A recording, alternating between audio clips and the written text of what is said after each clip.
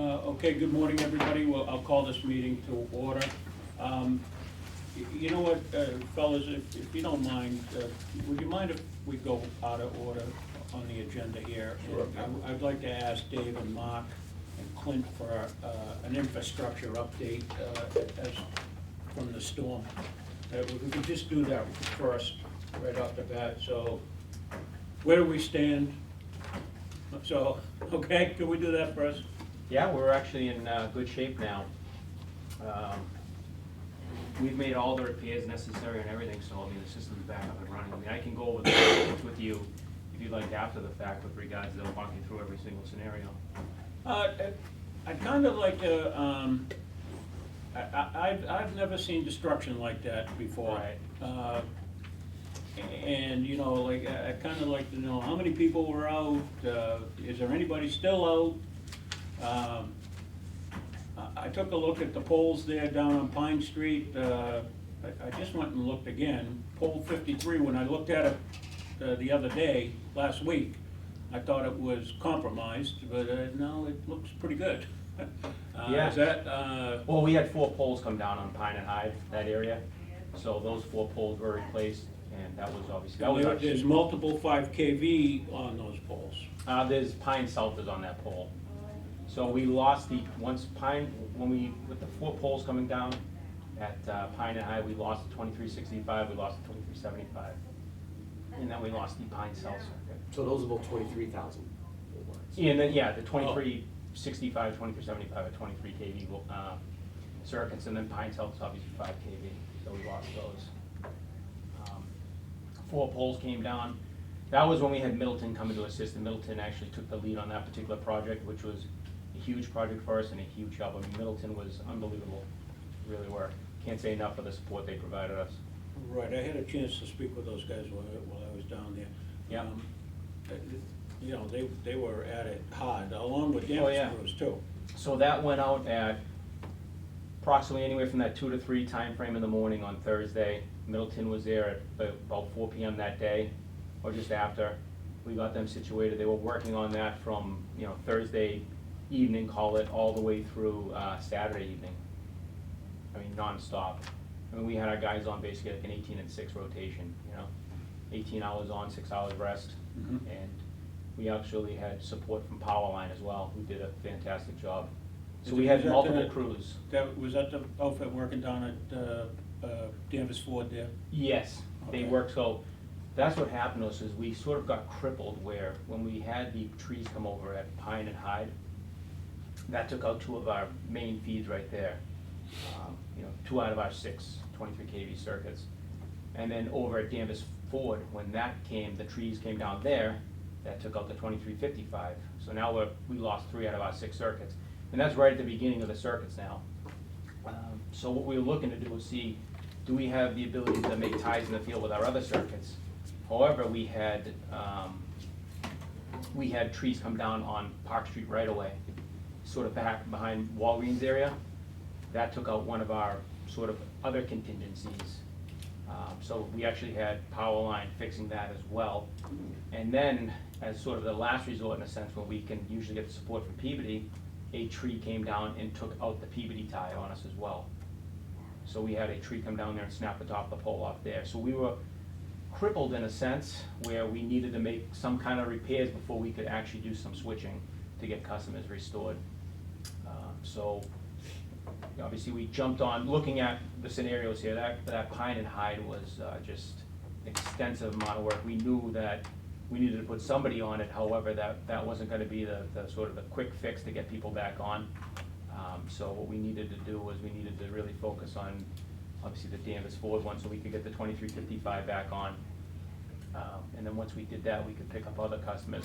And we also made a point of focusing on the MGH one, which Peabody supported us with, and working with Chuck and his team was fantastic. They really pulled through for us. That's Chuck O'Farnell, Chuck the general O'Farnell. manager of Peabody. Yeah, Chuck, they really helped us out, they pulled through for us. We basically picked up the MGH, Liberty Street Mall, Danvers Port Sub, which is all the, you know, Endicott Street, that whole area, Crane River, and part of our Northland sub, which is in the Liberty Street Mall area there. We picked them up with Peabody at about 10 PM approximately on the 17th, which was that Thursday. And then we actually, broke the tie with them at, I think it was just around midnight the following day. So we were on. It was exactly the night. Yeah, so we were on their system for about 26 hours. They were supplying a good chunk of our load, getting about 6.5 megawatts. So they really stepped up. It just happened to be one of those storms where we have multiple contingencies out in the field, and it just with that, obviously that type of storm that came down with bringing on the trees, it just really hit every single redundancy we have out in the field. I mean, the tree damage was just mind-boggling how much there really was out there. So as far as the amount of our system that was out, Mark? Yeah, so just at a breaker level, so looking at it from the 2365, the 2375, and the 2355, along with the L1, the customer count just on those alone is 7,621 customers. And that doesn't account for pockets of customers that maybe experienced side taps off the other circuits that was still energized. So at a minimum, we're looking at least 60% of our customers who are out. This was, talking with people who've been around a long time, like a Don Morano, who's been here for 40 years. He's never in his time ever seen damage like this sustained by the system. Same thing with, Steve Hurley. He's another long tenured lineman who recently retired, said the same thing, saying in his time he's never seen anything like this. So it was just a huge endeavor, and the team really pulled through along with the support of Middleton and Powerline and Peabody to really, I think we did a great job getting everybody back based on this, the situation we were faced with. So, what about now, down to individual service drops and stuff like that? Is everybody back? Yeah, or- we basically had everybody back with with the exception of a handful on Saturday, late Saturday.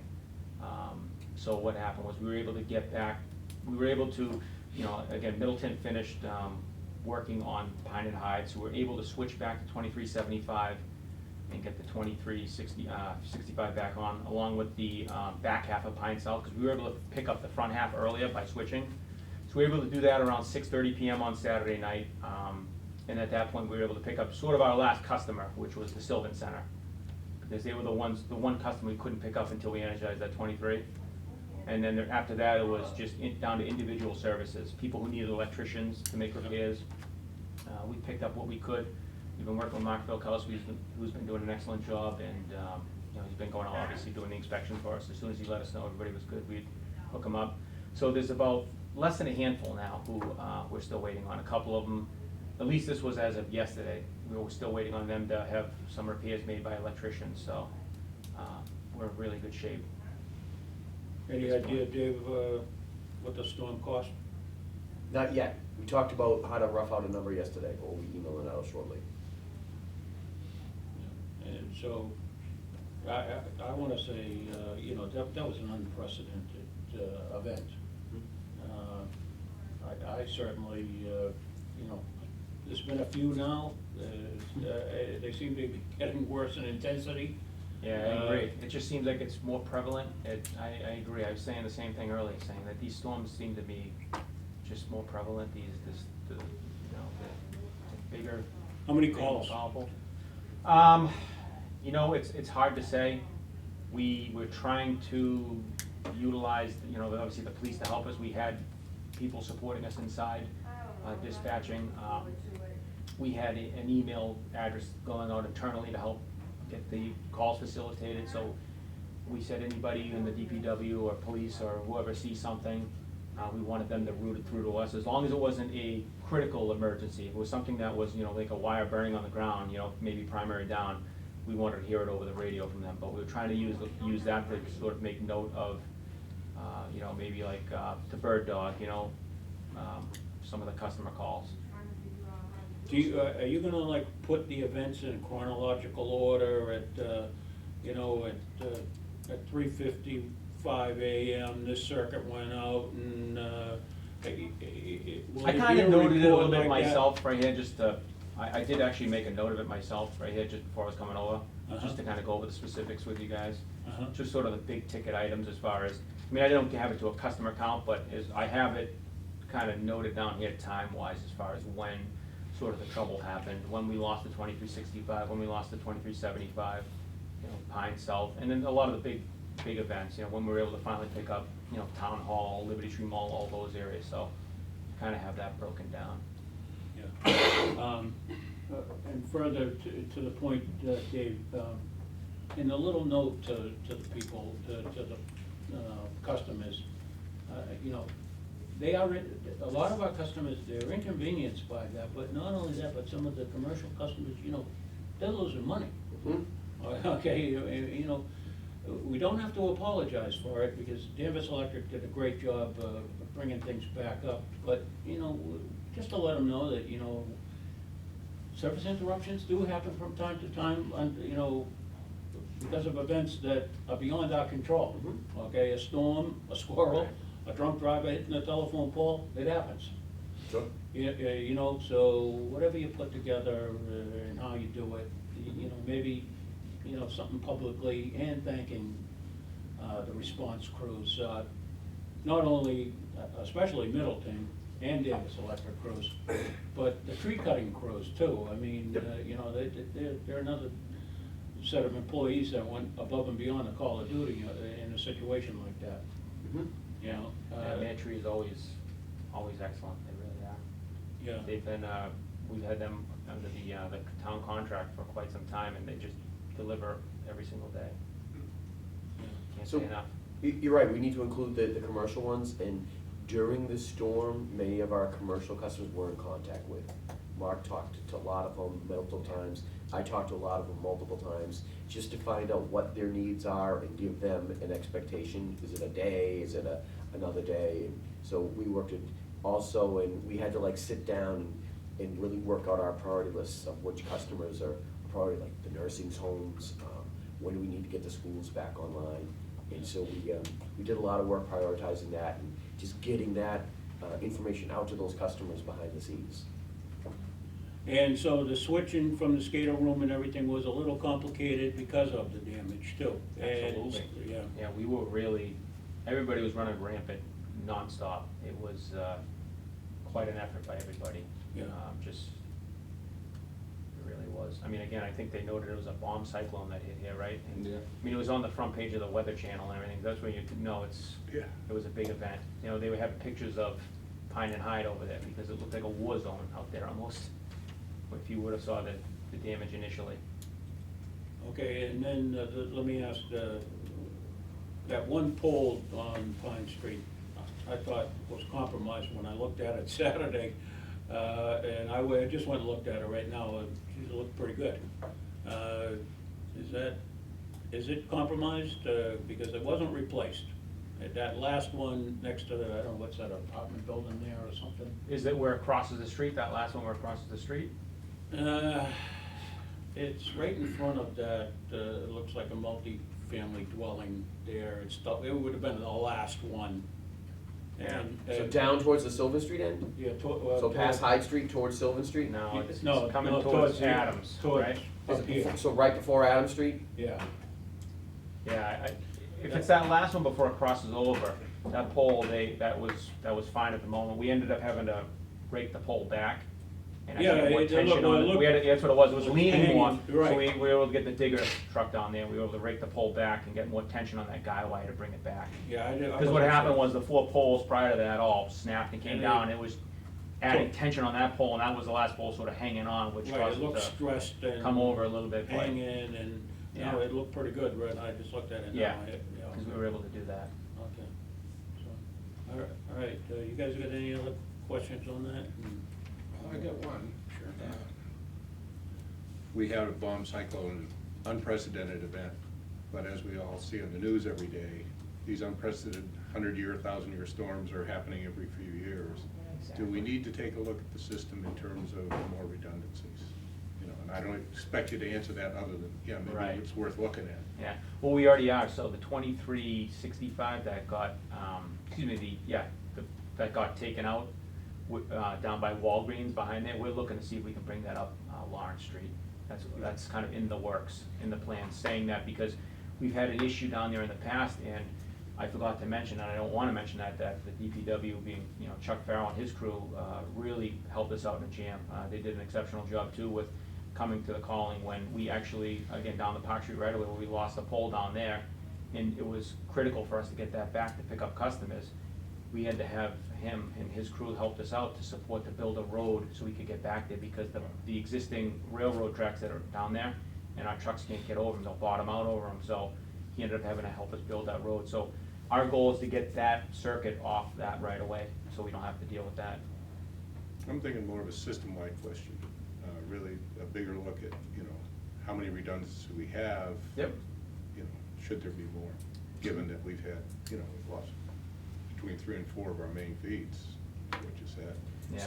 So a couple different things are, you know, obviously when we did the 6 feeder project, putting Yeah. that on, that added redundancies. Yeah. Now with the reconductoring of the mall that's planned, all of those are part of the master plan, step by step to increase redundancy. We're looking at the Station 42 upgrades with, okay, where are the taps gonna be on the 115? So we're gonna continue to add redundancy to the system, step by step. Okay. So it is gonna keep going. You know, to say we're gonna have a 7th circuit or something like that, Yeah. we're like, And we're we not are even like looking- thinking of that, but also we upgraded the Peabody connection, that was our redundancy that we added. Yeah. So, we're doing everything that's economically viable to do, that makes sense, is either in progress or in the master plan. Yeah, I mean, we do have multiple redundancies, we're looking to even do more, making more ties in the field between the 23 kV systems. However, I mean, again, this was, like you say, one of those events where I don't really think that we fared in a terrible standpoint. I think we did really well. I mean, Well, I know. I think we did well too, but. Yeah, I know, You know, I this know may the, not I be- know the Danvers. 10 years from now, this may not have been the worst storm. Right, I know the Danvers folks are accustomed to, like you say, maybe like a 4-hour outage at most, and we usually Yeah. can deliver anything on that.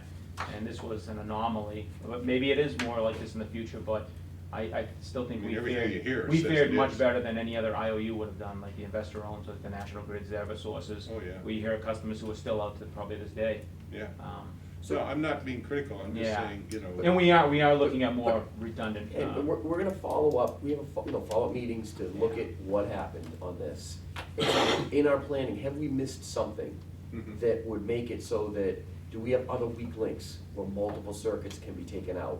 And is there anything we can do to avoid that? We're gonna be looking at. That's really the question. So like, but in that, you know, okay, we lost 4 major circuits, okay, what, you know, is We there a lost circle we can? Three. Well, you said 23 3, but kV. then you mentioned. We lost a Peabody 5K. tie. Well, the Peabody tie is, I mean, I wouldn't count that as a circuit, that's just Okay. just a tie point. It's some of your redundancy. Yeah, it's is just my a tie point. point is what it Yeah. is. And we have multiple tie points with Peabody as well, Hmm. in different areas. In the event we lost the 2420, which is on Route 114 side, we have ties over there as well, some ties with Middleton, so. Mhm. But we were interested in getting back to Mass General, the Liberty Mall area, Sure. and needed to use that tie to get that back. So we will be looking for other weak links in the system, and just like we do all the time. Good. Yeah. All right, thanks, guys, for that. Well, just quick on, Oh, sure. just 2 things. One is, when we talk about the weak links, to me, probably the weakest link we have is, our great enemy with this is not so much the wind, it's the trees.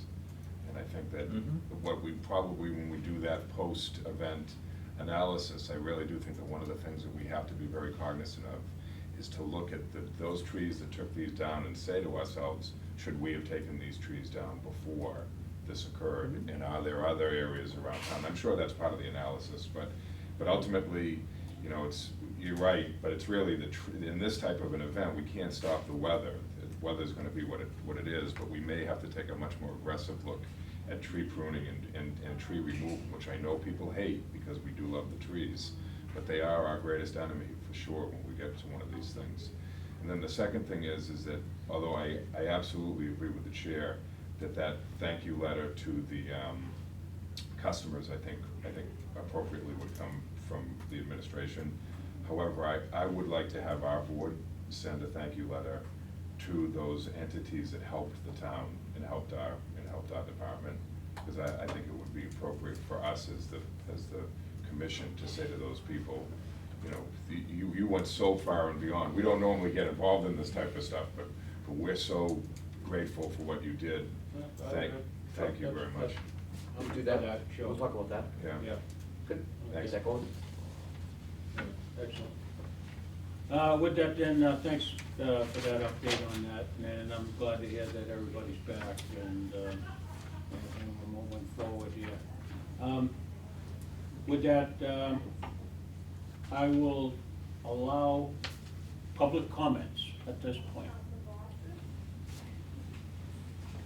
Did you lose electricity?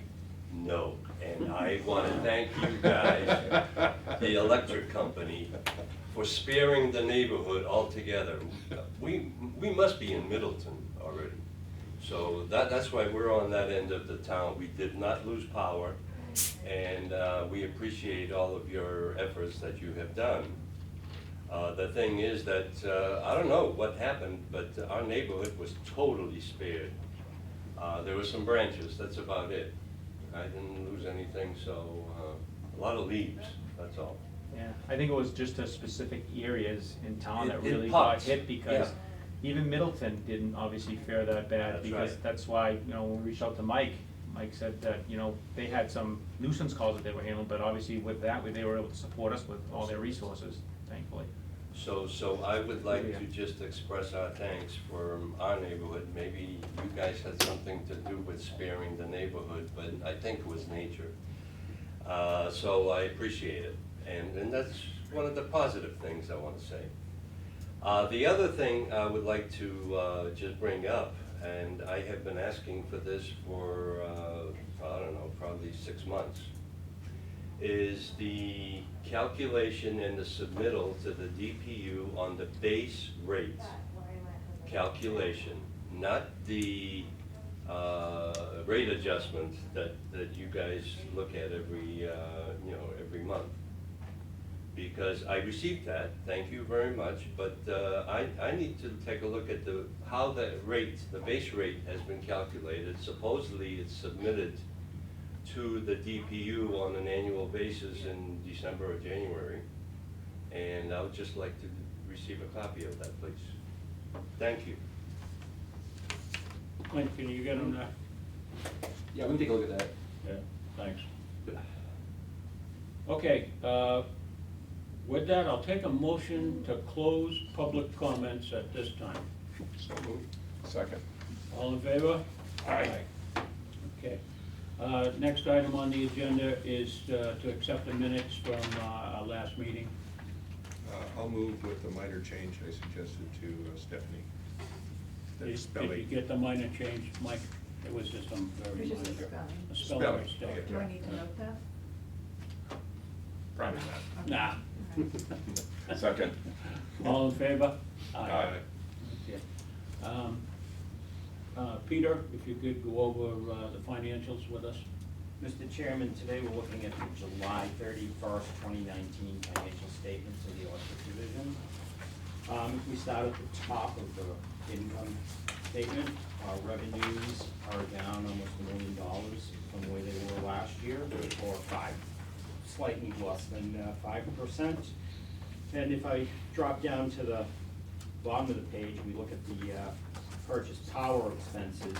Our purchase power expenses are down from last year approximately $841,000 or 6.85%. So although our revenues are down, part of that is due to, our revenues are down and our power is down, so that's what we try to do. If the power's going down, we try to collect less revenue. In the middle of the page on the revenues, I think as I mentioned last month, if you look at the top there, jobbing and contract work. This year, we've only had $61,000 worth of jobbing and contract work as opposed to $500,000 last year. A lot of that, as I've explained in the past, is beyond our control. In fact, this past weekend, as we see, we'll be on the other side of that. That will be an expense to us as opposed to a revenue to us because we asked for and received help. So that would be an expense as we get those charges. But so the revenues in total are down approximately 6% from last year. We go to the second page and we look at the profit and loss line, we can see that our profit is $2.8 million less than it was last year. And if, one of the bigger drivers on that, if we look on that second page, is employee pension and benefits. And if we can see that last year, we had a credit at this time, and as I've said before, that's got to do with the bringing of the OPEB liability, that's the health insurance liability for retirees onto the books, and we had a $2.5 million MMDT account, which wasn't really, that got rolled in, reduced our expenses, and that's why we had that credit last year. This year, we're paying actual expenses, so it appears as if it's jumping up in an uncontrollable fashion. That's to be expected because of the way we had to handle the accounting according to GASB. So the difference in employee pensions is $1.8 million, and the revenue reduction is $1.1 million, and that comes to 2.9, and that's the reason we have a 2.8. The big reasons why we have a $2.8 million reduction in our income. If I look at these expenses and I take out the pension costs, the difference, our expenses are actually almost 2% lower than they were last year, except for that one extraordinary item. So in general, our costs are lower by 2% from where they were last year. So that's a good thing. If we go to page 4, that's where on the balance sheet now, there's always interest in what we have for cash on hand. At this point in time, if we look down the bottom, we have our stabilization fund and our operating cash, and those are at $19.3 million, and they were at $18.5 million last year, which is a difference of $887,000. And then our other cash account, if we go to page 5, you can see depreciation fund at the middle of the page, and that's down $997,000 because of the projects that we've been building. So if we take all three of those cash accounts, at this point in time, we have $21.1 million in cash. Last year, we had 21.2, so we're $110,000 less cash. So it's not like we're sitting here generating a lot of cash. The other thing I would point out is the accumulated provision for pension and benefits on page 5. That still is a big number. It's $16.8 million. Those are liabilities to the town, or to the division in the town, that are a big number that we still owe money for. So in general, I guess if we could just skip back up to the top of page 5, the customer accounts receivable, account 142, the second one there, we're down $400,000, so the collection effort has been going good. It's always a battle with a certain segment of our population, but we've made progress on that, and we continue to do that on a regular routine basis. So at this point in time, we're doing well, and if anyone has any specific questions, I'd be happy to answer them. I had a few, Peter, just, big changes going back to page 1 in second revenue collection account 415. It's a small number, but it seems like a big change, from 4,000 to 8,000. Anything special about that? Charges? No, other than the way. No, we get customers to a certain spot, we have collection charges we add on, unfortunately. Okay. A lot of people have gotten to that point. Okay, so those are that's charges up. to customers. That's correct. If we Okay. actually get to a commercial customer and we get to the point where the guys have to go out, we're going to shut them off. Yes, we do in fact charge Okay. them a charge to say, this is a break from our routine. There's a cost to sending these people here. There's a cost to running everything we do in the office in order to determine who we're gonna go to. So that's Okay. what that is. All right. Then the other one that caught my eye on this page, one of them was, the interest income was up significantly, $75,000 roughly. Yeah, Is that- we have a lot of our cash in MMDT accounts. Up until last meeting, the Federal Reserve had been raising the interest rates.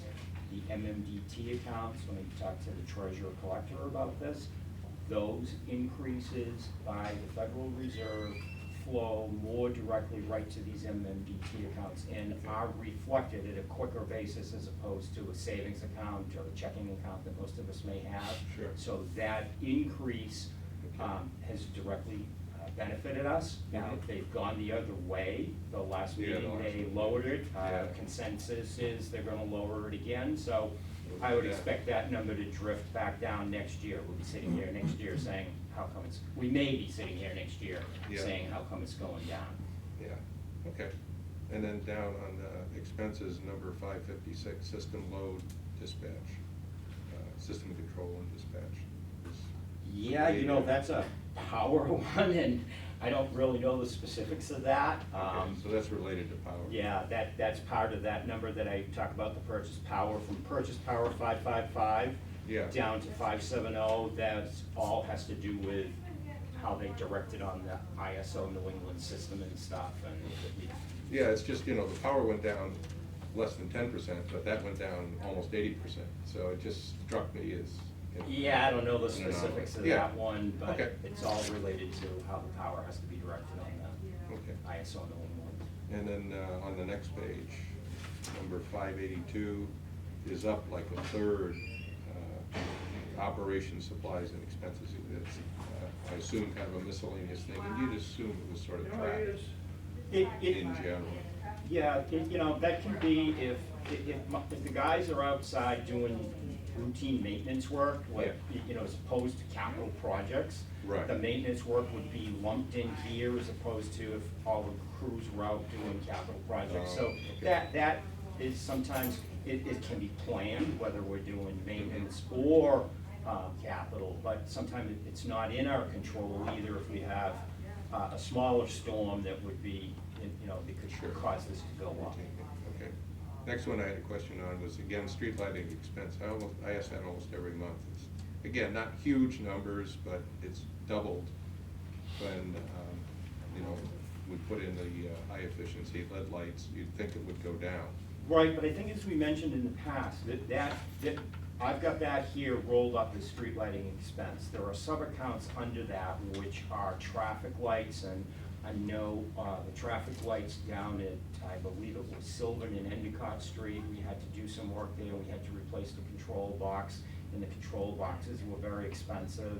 And there was a couple other locations where we had to switch out the control boxes for the traffic lights. So even though, yes, it says street lights, that's the broader category. And when I checked with Mark and Bobby, there was a bunch of things that we had done, maintenance work to some of our traffic signals around to make improvements. Okay.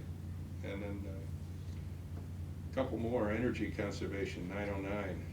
Looks like Jeff's doing a bang-up job. Spending money. Spending money. That went up 50%.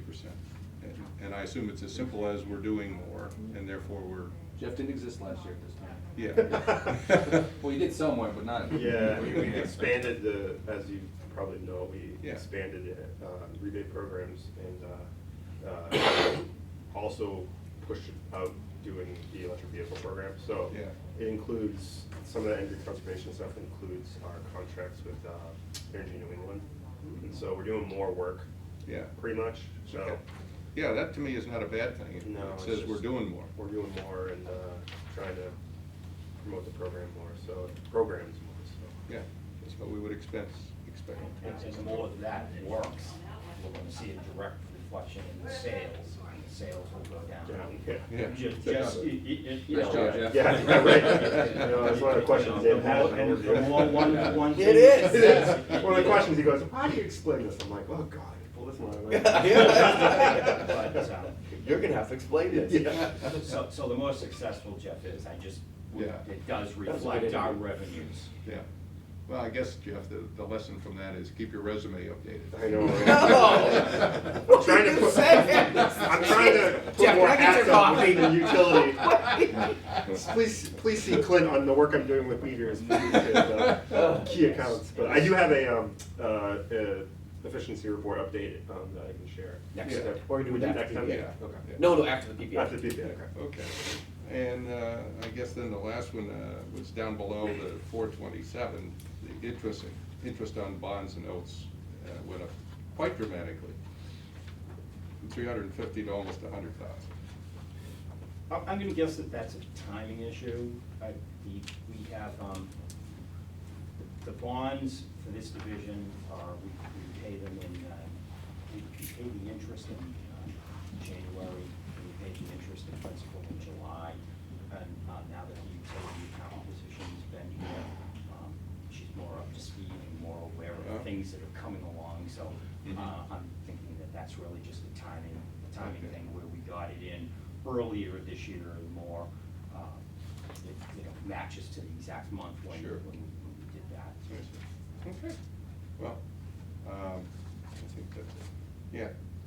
I just gotta say, thank you. You know, you really are on top of this stuff. It's pretty impressive that you know, with no preparation can answer all those questions. Thank you. You're welcome.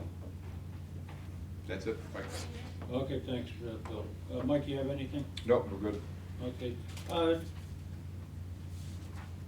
At some point, are we gonna have to adjust our rates to take care of these post-employment benefits? I mean, that's a cost that, you know, for us, as an electric division, we can put out there. The post-employment benefits, yes, the liability is there, and we're making payments, I believe, about $250,000 to the town for that, 230, I think is what we've got. So, yeah, I mean, the longer, it's like your credit card, you know, I get my credit card bill and it says you can pay $25, Peter, or you can pay anything between that and what the balance is. Where the division is paying approximately $250,000, I would liken that to me paying the $25 on my credit card. The longer we choose to pay the minimum balance, yes, the costs will increase to pay down that liability we have. So at some point, yes, that will be an issue, or could be an issue. I believe we'll probably be talking about that a little later on. Yes. So, okay. And there's two pieces to that, Mr. Chairman, which I know everybody knows, but just there's the pension piece, which pays for the pensions, and then there's the other post-employment benefits, which is the health insurance for the retirees. So Right. there's two pieces, and both pieces are a big number. Correct. How many electric division employees former employees are receiving benefits or their spouses, any idea? We had that number, Rob, I'm looking at Rodney. Yeah, I mean, I can get the number, but I don't Yeah, have it off the top it's- of my head. There's, we'll have to get that number. Yeah. I remember seeing it. Remember, they told it to us. And those numbers, when they do the actuarial studies, those numbers have gone over and reaffirmed with the retirement board, with the payroll department. So when those numbers are run, in fact, every year, that's double checked to make sure that they have the right numbers and the right people. My recollection town-wide, the number's in the hundreds, not the low hundreds, if I remember correctly. For total retirees? Yeah, for we have total. about 500 total Yeah, retirees, that's not all right, that's- receive yeah. health benefits. Yeah. Right, got it, So I'm just trying to think of what that, so if you think of a percentage, that a large number of those would be school people, Yeah. so probably would be less than 100, would be my guess. I'm trying to remember what we saw in it. Two numbers. I I'm would thinking think 34 is in my mind, but I don't know if that's Yeah, it's- correct. I think it's Yeah, I bigger. remember, Is it? Bigger than 34. I remember Yeah. something in the 40s as one Yeah. number and something in the 80s as another number, but I don't know. See, we're all guessing. Yeah. But it's, yes, it's a portion of the. Just goes to show how bad- Michael's right, it's right around like the 60 to 120, Yeah. right in that range. Yeah. Okay. No. But again, it is reviewed, all those numbers are reviewed, every position is reviewed, former position, when they do the actuarial studies that come up with the numbers that were used. Right. Okay, let me ask then a follow-up question to that. The $250,000 we're paying annually, we're required by law to have that debt fully covered by something like 2035 or something, is that? On the OPEB, I don't believe there's a requirement. The requirement is, Pension. the requirement is that we show the liability on the financial statement so that everybody can see that the division has promised to pay for benefits for retirees. The value of those benefits at this point in time, based on the information that everybody has, is X millions of dollars. So that's what we're required to do. We're not required to fund it as we go along. We are required to pay it as it becomes, as people retire.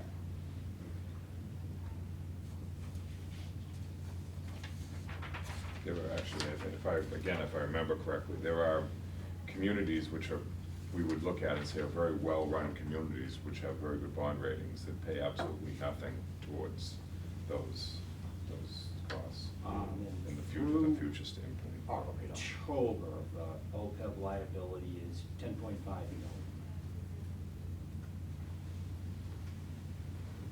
And that includes health, medical, dental, I had a whole breakdown on this before, for OPEB, yeah, I think we post-employment. pay for health insurance and dental for retirees.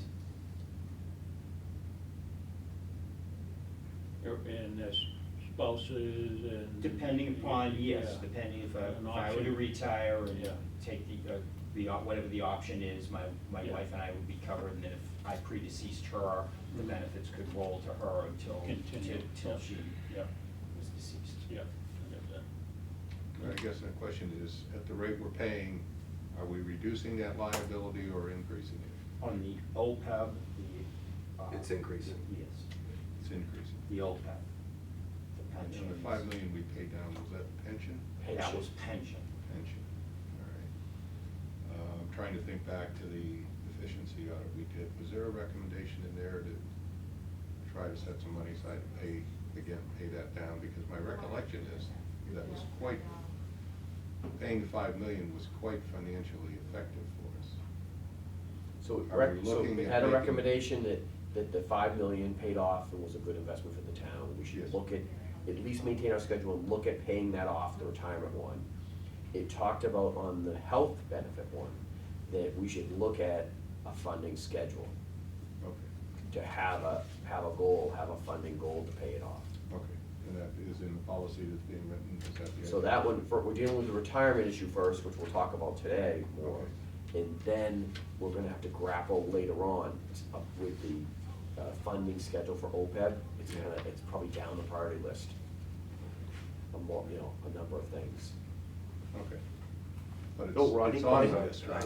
33 is the number of retired electric as of 6/30/2018. 633? Yeah, 33. All right, as of Stan, 6/30. yeah. Right. What's he win? See, wow, seems small, doesn't it? Wow. It does, yeah. Well, I guess I can think of like 10 names, but. All right, so it's on the list to get looked at. Yes, evaluated. yeah, and when we'll be looking at, so, So at some point, that'll come to the board. yeah, and it's something that, on the town side, the town's gonna with that, what's the town gonna do as far as, OPEB, unfunded liability, and is there ever gonna be legislation come that requires towns to pay that down? So, it's gonna not be a rapid decision now, it's gonna take some time to evolve. All right, at least it's on the. It's on the agenda. horizon though, Yeah, okay, good. Okay, with that, I'll take a motion to accept the financials. I move, accept the financials. Second? He and I had a deal working there. All in favor? Aye. Okay. Dan, don't let them team up on you. I'm okay. I don't personalize anything. All right. Yeah, we were in a blue shirt. I don't know what you're thinking, Stan, come on, in the closet. Okay. With that, I've got to find my agenda. There it is. I'll let Clint do the power purchase report. All right. So, again, if, I'd like to start just looking at the graph, it's a nice visual representation of what we're talking about, I think. So we can kind of start with the orange bar and the orange line for August. As of September 1st, the annual kilowatt hour sales were down about 2% annually. Peter had also kind of touched on, he's been giving me a very nice segue into this the last couple meetings, I noticed. And then obviously that results in our retail revenue also going down, which is about 3% below our forecast for 2019. So we're looking at approximately $500,000 below what we forecasted. But then on the opposite side of that, if we want to look at the blue bar and the blue line, those are our forecasted and actual power costs. So power costs for the month of August were approximately 7.3% below what we had budgeted for. But additionally to that, for the running total of 2019, we are a little over 5% below the budget in power costs. So we are actually about $900,000 south of what we had projected for 2019. And basically tracking that out through the first 8 months of the year, we're pretty confident we're in good shape to land right around the $1 million mark at this point. As you can see all the way to the right of the graph for the over-under PPNFA fund. And with that, the recommendation would be to just hold steady with for the November 1st recommended rates of residential 4.669 cents per kWh, and for all other rate classes 4.925. So I'll take any questions or any comments. Anything, guys? I'm okay with that. Looks like we're on track. Everyone knows how I've been. I'm gonna sell more. But I've been saying that for a long time. It's these conservation efforts that are setting us Damn, back. yeah. Don't take offense, Jeff. Don't listen, killing us. But anyways, It's a real thing, though, I gotta say, You're gonna start. I was just telling them I had to get front tires, they gave me a rental car, it was a hybrid, and I gotta say, I was very impressed. My son's got one, and I can't stand his, but the newer one, Stan, it's much better, it Remember though, drives just like my car, it's a common thing, like I said, I've been exposed See, I to rented it. one, got 62 miles a gallon, and it drove like a regular car. Which is Yeah. good. remember those For things, us. he's efficient. Oh, yeah. And we're able to prolong the life of some of our equipment as opposed to having to get rid of it sooner than later, so there's some. yeah, but if we Yeah, if sell you think more about and it from make that more money, standpoint, we can buy new Yeah. equipment. That's the other side of that coin. So. Yeah, no, it's a difficult subject for us. You're right, it's a fine balance, I do get that, I understand. And that's also with the efficiency programs, we're tackling a lot of the demand, trying to shave that demand Right, and transmission exactly. costs. Which helps are with huge. Station 4 There we too. go. See, don't forget his Don't efficiency. forget that, yeah. Get up those numbers. Oh, It's all that's about- coming. it's all about How much he demand. saved us on the Yeah, peak it's all savings. the peak savings, that's what it's all about, trying to get people to use electricity. Yeah, it's right, fight at right the back. right time. Responsibly, we're competing with the Citizens Responsible, Academy. yes, That was good. responsible Responsible. electrification of the utility. Never mind that we're gonna be legally obligated to do all I this. know, right, exactly, it's coming What, down hard. What is the biomass? Yeah, we can go over that next week. if you Okay, guys are- so, you I know got what? one question Oh, before you yeah, leave. sure, go ahead.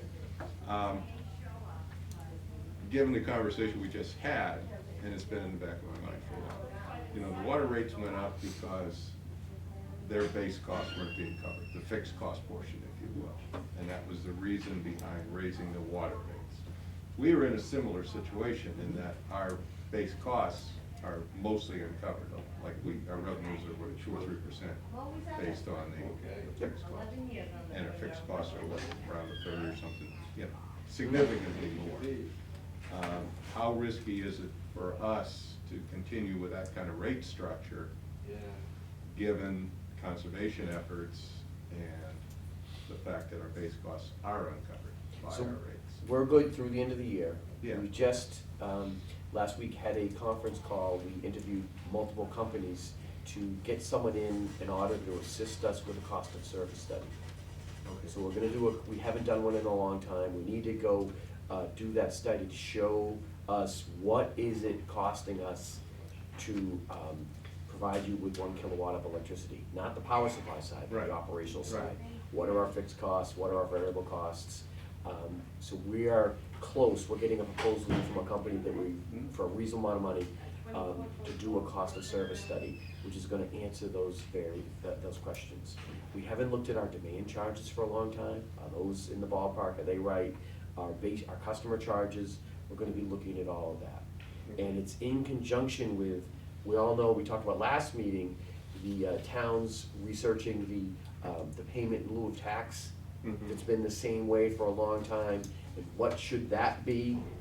It's probably gonna actually be called something different, we're finding, it's probably even called the wrong thing, because we're not obligated to make a payment in lieu of taxes, so in the future, probably be called like a town contribution or something, so if that goes up or changes, we need to, or goes down, we need to, work that into the cost of service. So that's what we're gonna do in preparation for the development of the budget for fiscal 2020, and where are we gonna be with our rates in January and February. So we're already doing that to see where are our rates gonna be for 20, and we'd like to get a stable rate in part of our, what's our base cost has to be. That's all gonna go on that. Does that make Okay. sense? And I would assume that would include the impact of customers having solar, where, Oh, yeah, absolutely. If they're gonna look at our sales trends, how much we're selling, future trends, all of that will be right in the cost of service study. okay, because as we've discussed in the past, they have to be connected to us for when they're not producing. Right. And Oh, it's that's gonna not be the good. customer charges there, yep. Okay. So the other part of that is, we do need to think into our capital, that it's complicated, because it seems so simple, then it gets complicated, because we have to think about our capital depreciation fund, which is running at 3% right now. Right. Will that fund the future projects that are coming down the pike? We have Northland Substation, the one behind the mall, Yeah. like that one, Yeah. that one's, we're gonna have to redo that, and then we have improvements at Station 42, which are coming. And we need to, how are we gonna plan for those? Are we gonna borrow, or are we gonna increase the depreciation? We're gonna work that into the numbers. Okay. And I know we talked a couple times about the KVA for the town service being 5 versus 13 service. And I know a study was done and we decided to stay with 5. Yep, we'll go with the 5, yep. Any plan to look at that, or do we see any need to look at that again at some point? Not now, obviously. So we're gonna base the capital plan for the next 10 years on 23 and 5. Okay. So, right, that, when you say 10 years, Mark? Yeah, well, that's what we're doing by getting. It's like a 10-year We plan can we're get looking at. Northland sub built, and we can, that's kind of the sort of the beginning part of following that project, that Leos assisted us with seeing the 5 kV being sustainable. And once we can get that built, then we can start offloading Conan Street sub, and then we can start building out Wood Electric to, at some point, alleviate Highland sub. So these are the sort of things that'll be down the pike in years to come, Okay. In the 10-year plan. so. Okay. What kind of load growth are we looking at in 10 years, do we know? I mean, all I keep hearing is we're selling less, but yet our peaks are the same. Well, it's Yeah, still. well, we do Uh-huh. have a steady little incline. I don't know the specific rate, I don't know.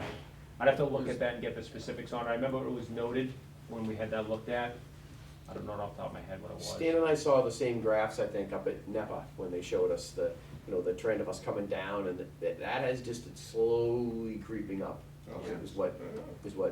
Is what the projection is, but that's like, you might as well look in your crystal ball. Well, we know with electric vehicles, there's one load growth. Yeah, so is electric vehicles, is the electric heat gonna become even more efficient? Yeah, and with the gas controversies going on, we're gonna see more people look for heat pumps and alternative modes of heat.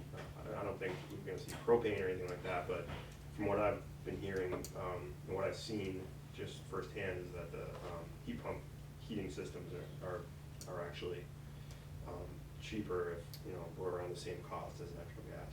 So, you're gonna see more and more heat pumps going on, electric heat pumps, so. You know, we already incent those, but are we gonna have to expand that, or what are we gonna, how are we gonna see that grow? And, getting cheaper to put them in, and there's more application, and you're gonna see, it's not just the ones that go on your wall, that we're doing floor ones and ceiling ones now, Yeah. and, so, we'll see, so. we'll work it out. All right, thank you. Mike, anything? Nope. Okay, with that, I'll take a motion to accept Clint's report on all purchase. Second. All in favor? Aye. Okay, now Clint, if you could go over the, I see you got a Palmer Biomass, was it a new contract? Yep. Yeah, so a quick memo, kind of summarizes. But, so essentially we're looking at, there's 3 components to this contract. We're currently in legal review, so we're looking to execute hopefully by the end of the month. Peter, anybody? I'm good, I have a question. Yeah, I got it. That's all I got. I need mine. No, that's okay. No, so yeah, there's 3 components. First off, it's a 20-year contract.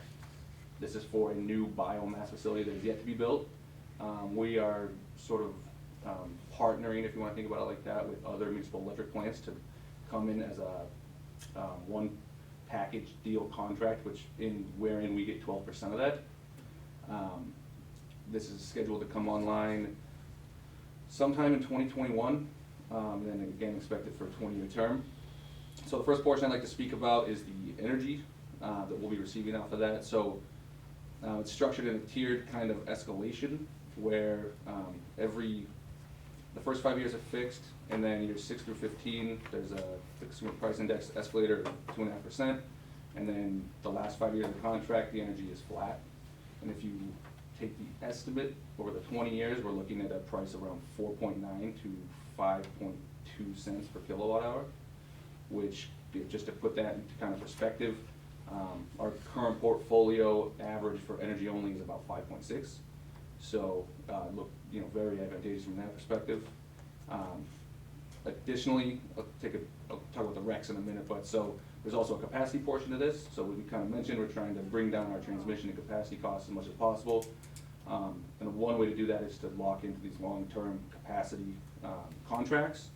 So for the 20-year duration, we are looking to lock this at $5.38 per kW a month.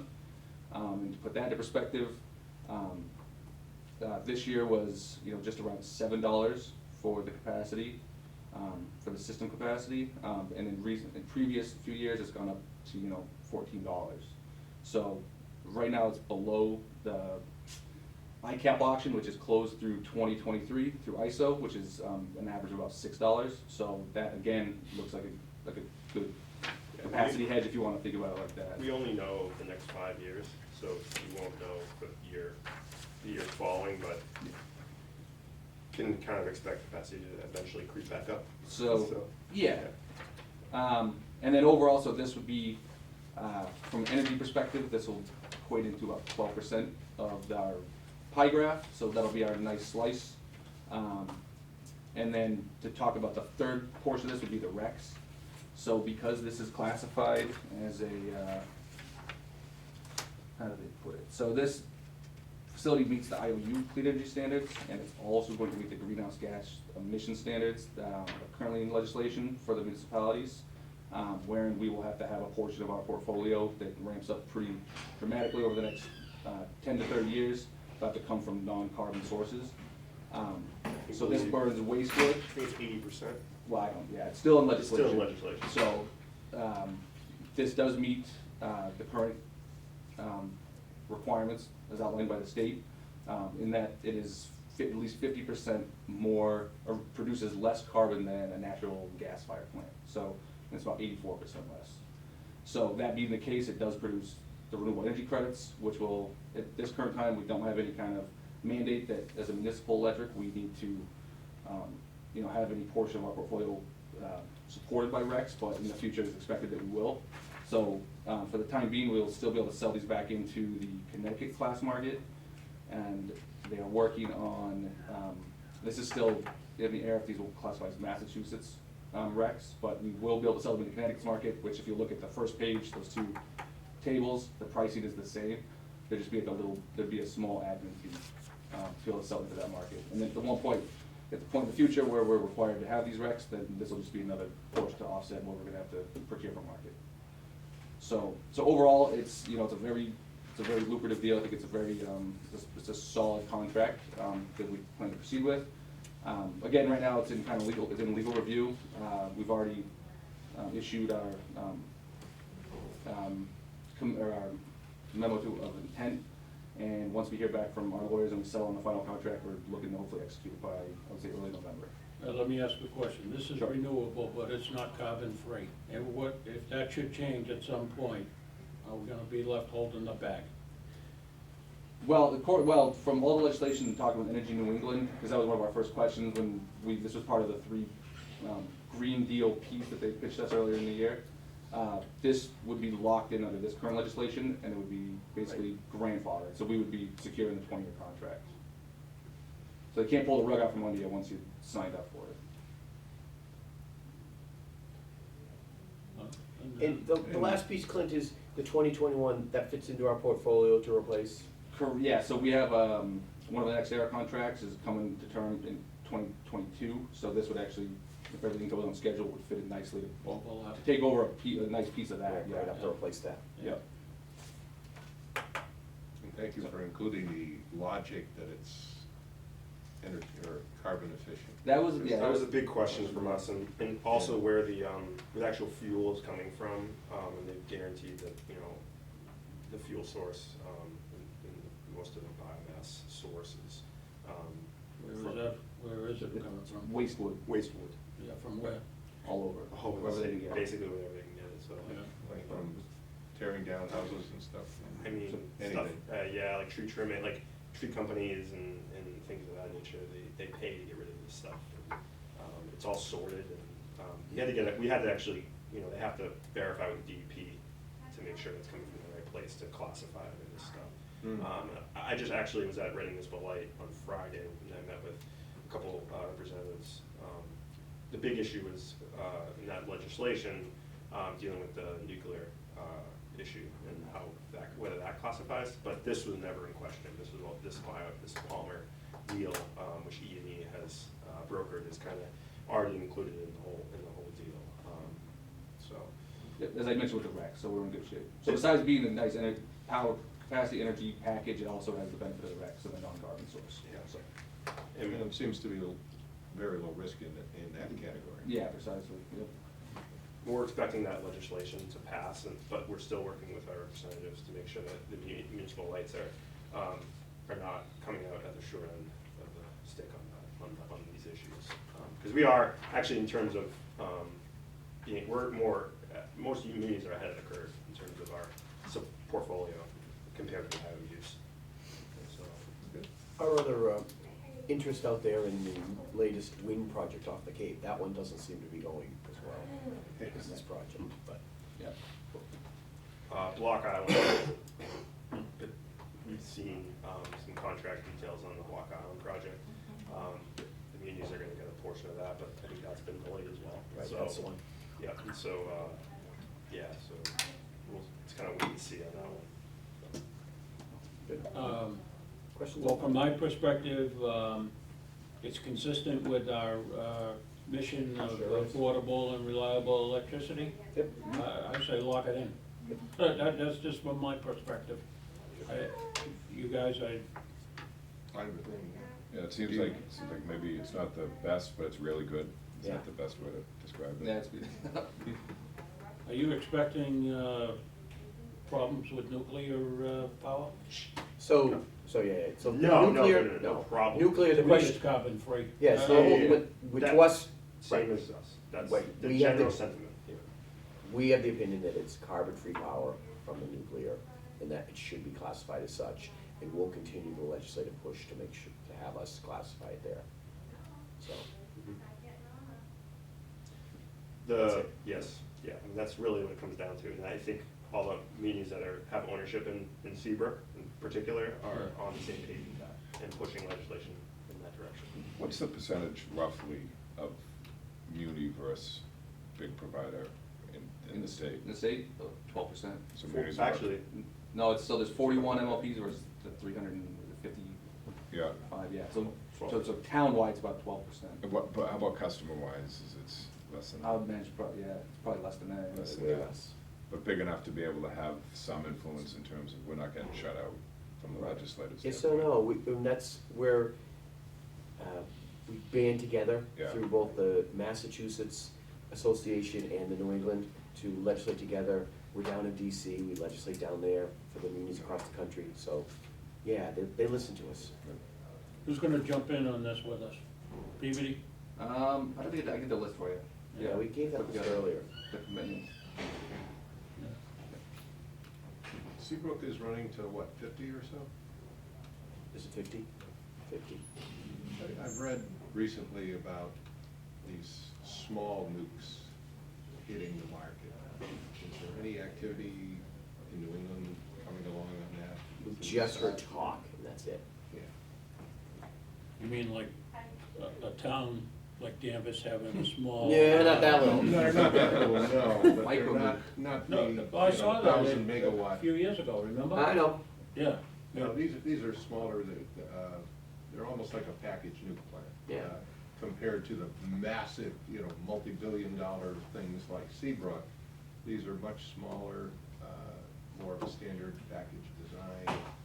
Supposedly, got 40 years of technology improvements since the last nukes were built.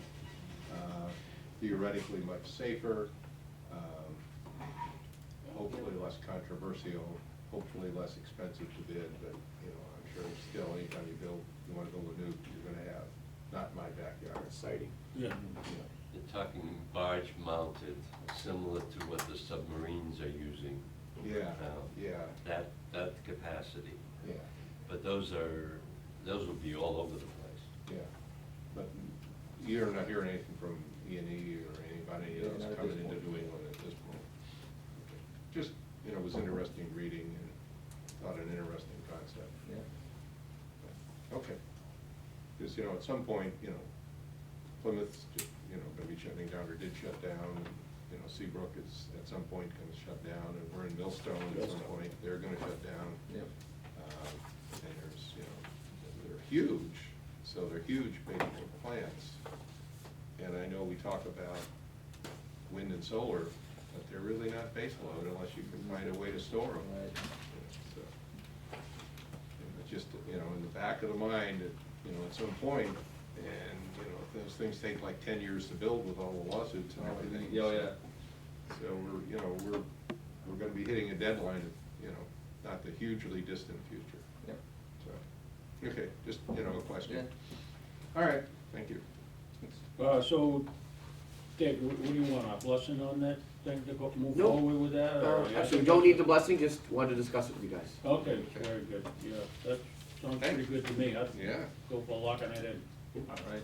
Yeah, thank you for reminding us again of why it's Yeah. low carbon, because it's, intuitively, it doesn't, it's not low carbon. That was a big part of it. Okay, Jeff, you're gonna give us an energy efficiency report.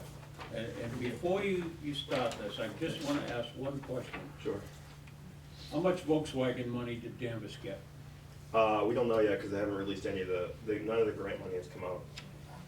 None of the grant, so we've applied for grant money for that Volkswagen money. And the DEP, Mass DEP is in charge of issuing it, and we're still waiting. Right, because up in Maine, there was already Yeah. entities up there getting it. Some people are getting it, it just depends on who's issuing it, and the DEP is classically slow at issuing. Massachusetts DEP is in charge of issuing the money out. And so that Volkswagen money is going electrification, basically.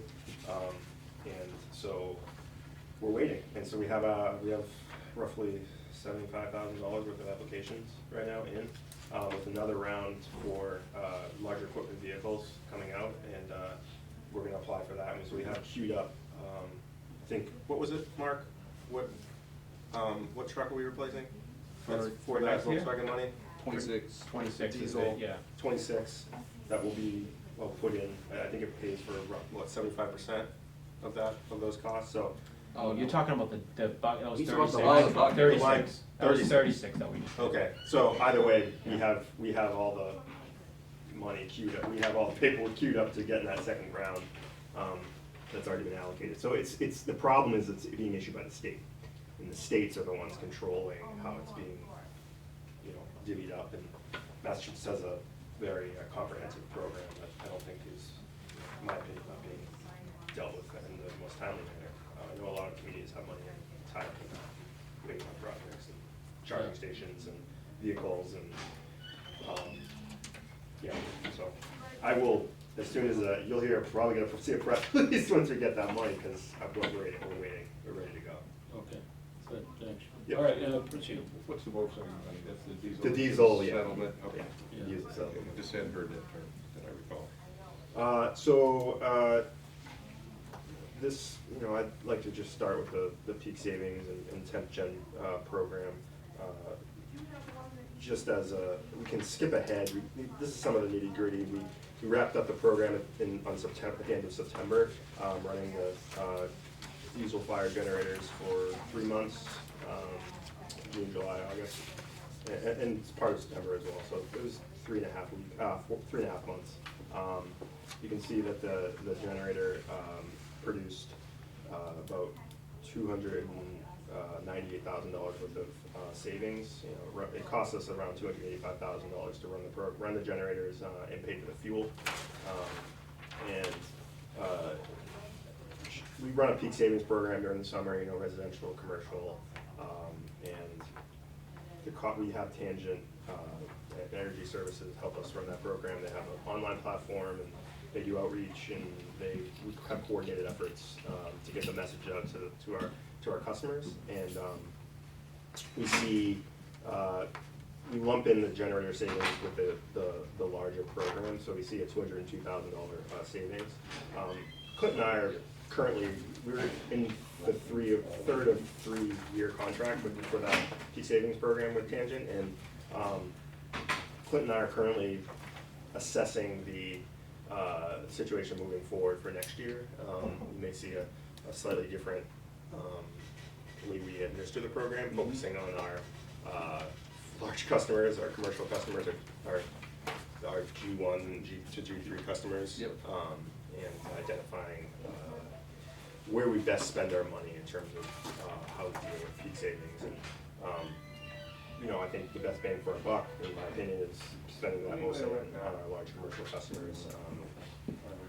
There's some constraints there with we have hospitals and in schools and that sort of thing, and turning off lights and turning off large equipment is also difficult, but something worth spending our time on and developing that. So I inherited, you know, meaning my position inherited this program, so part of my task now with Clint is to assess this moving forward. So yeah, we're going to continue a demand response program in next year, but it's probably going to see a little bit of a revamp.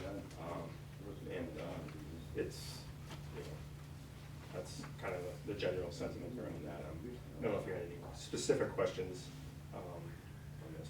So, I don't know if the opening was- Explain to me how to read The chart. yeah, So I'm this having is, trouble understanding. yeah, sure. So this is in I think megawatt hours, right? It's in KW. KW? Okay.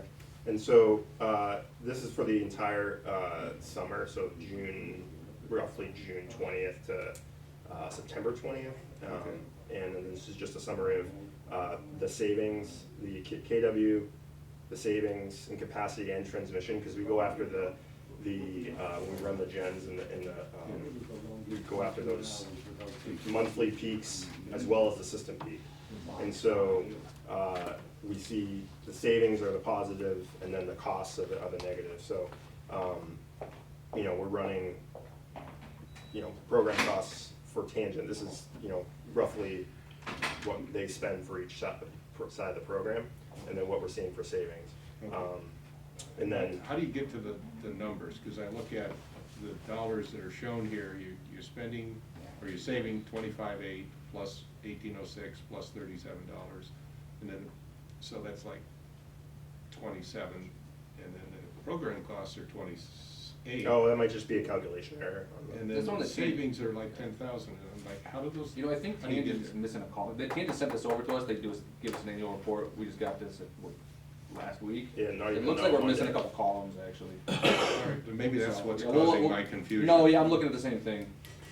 So, yeah, we'll get that updated. I think the generator looks right, but yeah, the program costs don't line up with the savings. Okay. So, yeah, we'll talk with them. Do we believe the $200,000, $203,000? Yeah, I mean, Correct. the main the program is buoyed by the gen savings, Yep. for sure, Okay. 100%. And those are totaled out. And those are totaled out. So Okay. we see, so it's down. You know, I think last year we were in the 350 Right.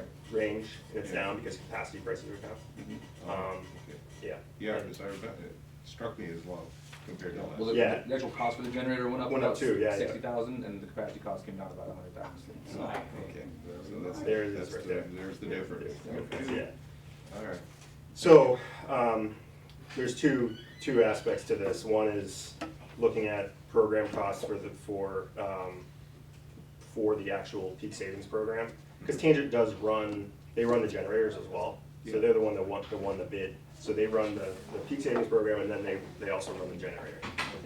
So looking at that program as a whole, because we're not in a contract technically with them, we have to go into bid again for that peak savings program. And then we have to look at running the 10th gen again for another summer, and whether that's viable, factoring in the capacity prices going down again. So, it's early, and that's why we're doing it before the start of the calendar year in our budget, and we're looking at it now. And Clint and I are aware that, we looked at the numbers last year and what we were spending, and knowing capacity was gonna go down. We were expecting numbers that were gonna look similar to this. Still, in the black, not in a serious financial issue, but, definitely a question of how we're gonna move forward. Yeah. And so, that's the general. Okay.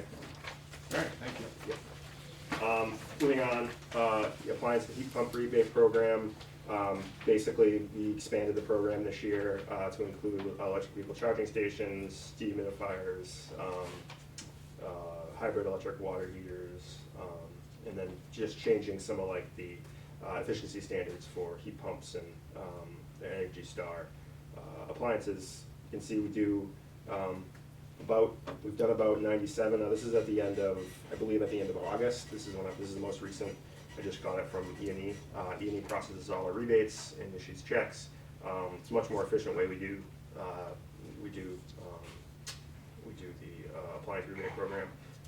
And so you can see we do a lot of refrigerator disposals. It's good to see we've expanded the thermostats, and we're doing some of those. I'd like to see more EV charging stations. Obviously, we've only had 3 or 4.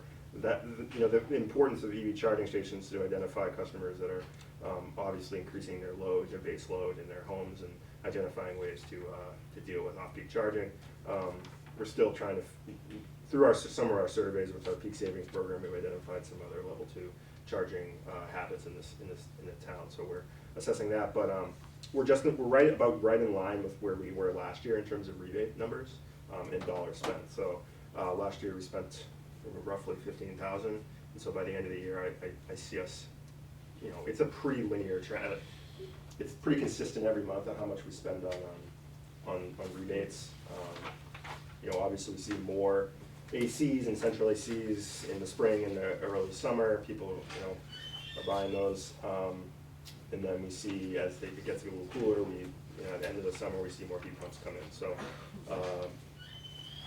there's about 10 or 11 heat pumps applications, and you like to see more of those. Again, increases load for us. But yeah, I don't have any comment on whether we're going to expand the program or how we're going to. It's part of our assessment for the year, but those are the numbers, and that's what we're spending. Let me ask a question about electric vehicles. If someone, a regular customer from Danvers Electric, has an average load every month,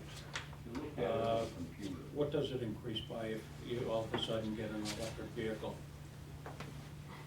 You have to make a couple assumptions about charging behavior, assuming they're charging, Well, let me just put it this way, I'm gonna give you an example of what I've already looked into. I checked a couple of the big Christmas light displays in town.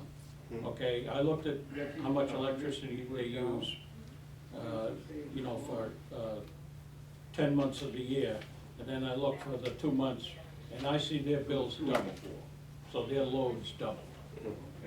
What are we looking at for electric? their load's not, really not gonna double, because they're not charging every day, and they're not depleting their battery every day. So what you're gonna see is generally you know, at our rates, around $10 a month increase. Well, our average house is 750. Right, 750. And so if you charge, year? what? A month. Month. Kilowatt hours. So, Oh, kilowatt hours, so okay. if you charged half a battery every night for 30 days, 30, yeah, it's like 30 it'd be kW, like 30 kW. so. So that's if you're using your electric car and charging it every night, Stan, it would take your 750 up to 780. Sound about right? I think it's looking, yeah. That's conservative. Okay, okay, that's conservative. You know, it really depends on your driving habits. I mean, I think we saw the white paper, it's like 10 to 15% Yeah. of your base load is what they're predicting. Okay. So it That's typically the averages answer. 75 Thank you, onto it. Clint, that was the answer I was looking for. 10%? Yeah, 10 to 15%, I think. Yeah. I think you're talking more about it too.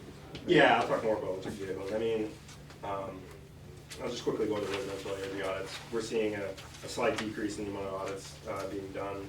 You see a large increase towards the beginning of the year when people are looking at anticipating their, worried about their heating bills. People get a lot of audits done in the January, February time frame. And then it kind of peters out in the summer, and then we'll probably see some pick up a little bit in the fall months before the heating season. A lot of the residential energy audits, I think, people focus on insulation and like weather stripping and that sort of thing. E&E still does our audits. They're a little more comprehensive. They're doing you know, IR scans and that sort of thing. They're passing out LED light bulbs and doing the typical mass save style audit. Again, just like all the other programs we're running, Clint and I are looking at cost effectiveness of having Danvers Electric do our own audits, something that we're looking into, and seeing whether the money spent actually translates to efficiency, like actual efficiency improvements they implement in their home. Recommendations made. So each audit includes recommendations at the end. It's like a very comprehensive report, and following up at the E&E to see, you know, whether those actual recommendations are implemented in people's homes. These audits also impact things outside of Danvers Electric, so it impacts people's heating bill. So most customers, a lot of customers in Danvers are on National Grid gas, so that's something to consider as well. So something to think about. And then lastly, back to electric vehicles. So we work with Energy New England on an outreach program, Danvers Drives Electric. They provide resources for Danvers customers to reach out and get information on electric vehicles. We've also provide a rebate on level 2 electric vehicle charging stations, $300. And then from the municipal side, we actually have purchased our own electric vehicle, Chevy Bolt. You can see the picture there. We have it wrapped.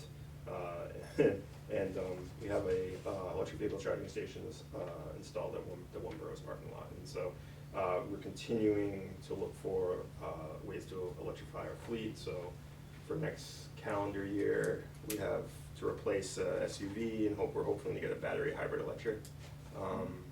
This electric vehicle will actually be parked up at Town Hall for Town Hall use.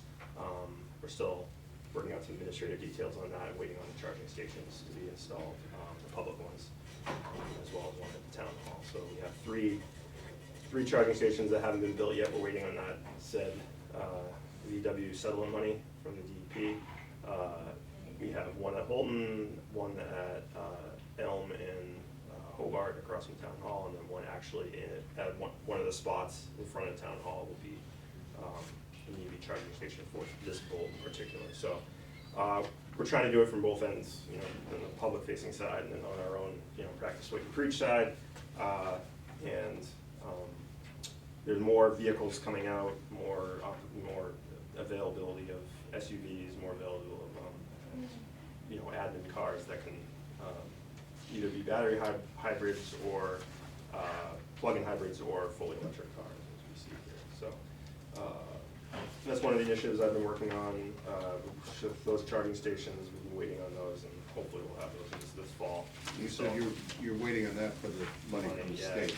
We've done all of the make-ready work on it, so we've done all of our end. We've installed the bases, you can see them out there. It's basically, we just have to put the actual unit in place, and it's, Yeah, stipulation of the grant was that we couldn't order the charging equipment until they fully awarded the grant. Yeah, So, I remember we had the Yeah, discussion, right. because We I were was waiting after you for guys to June. go ahead and get them in. Right. yeah. Knowing that the absolutely. grant will come later, but Yeah. it turned out, no, it's not. You gotta do it first. You gotta wait. Okay. I fully expect to get that money. There's nothing in particular that but every community is being held back. Yeah. So it's statewide. Yeah. So part of our efficiency report, I just note that we didn't file a new net metering rate, and we have those seven or eight customers. Seven residential customers on that new net metering rate. Worked with Peter to make sure that billing was all set, and they've been credited. The council have been. There was some backdated credits that they were provided. Back to the beginning of the year. Back to the beginning of the year. I haven't heard any issues from those customers. No, No. no calls or concerns, you know, if they have, just routine explanation as to how we're doing things and how it would be displayed on the bill, and everybody's been happy with the explanations that they've been provided. Yep, and all that information's on the website, and pretty clear for customers. So I appreciate it. Thanks Peter on that, and I'm glad that's all filed. It's all set with the DPU. We've been trying to do everything by the book now in terms of filing our rates and making sure that we have those connections made with the DPU on that stuff. So that segues well into the residential solar program that we've now taken part of. It's being administered by Energy New England, working with the Department of Energy Resources to issue these new these rebates on residential solar for municipal light plants, and we've committed $1,000 of damaged electric money to help with these rebates.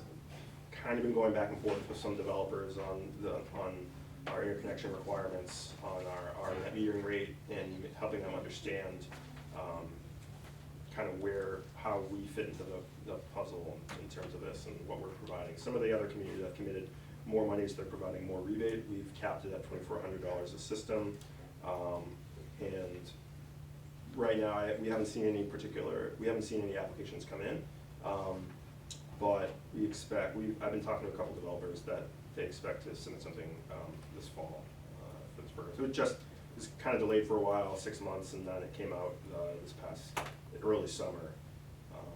And so you can read through some of the requirements, but it's pretty standard in terms of there's like one extra meter requirement for these systems, but the DOER wants to track the energy production for the overall statewide goal, so this is why some of the requirements are here.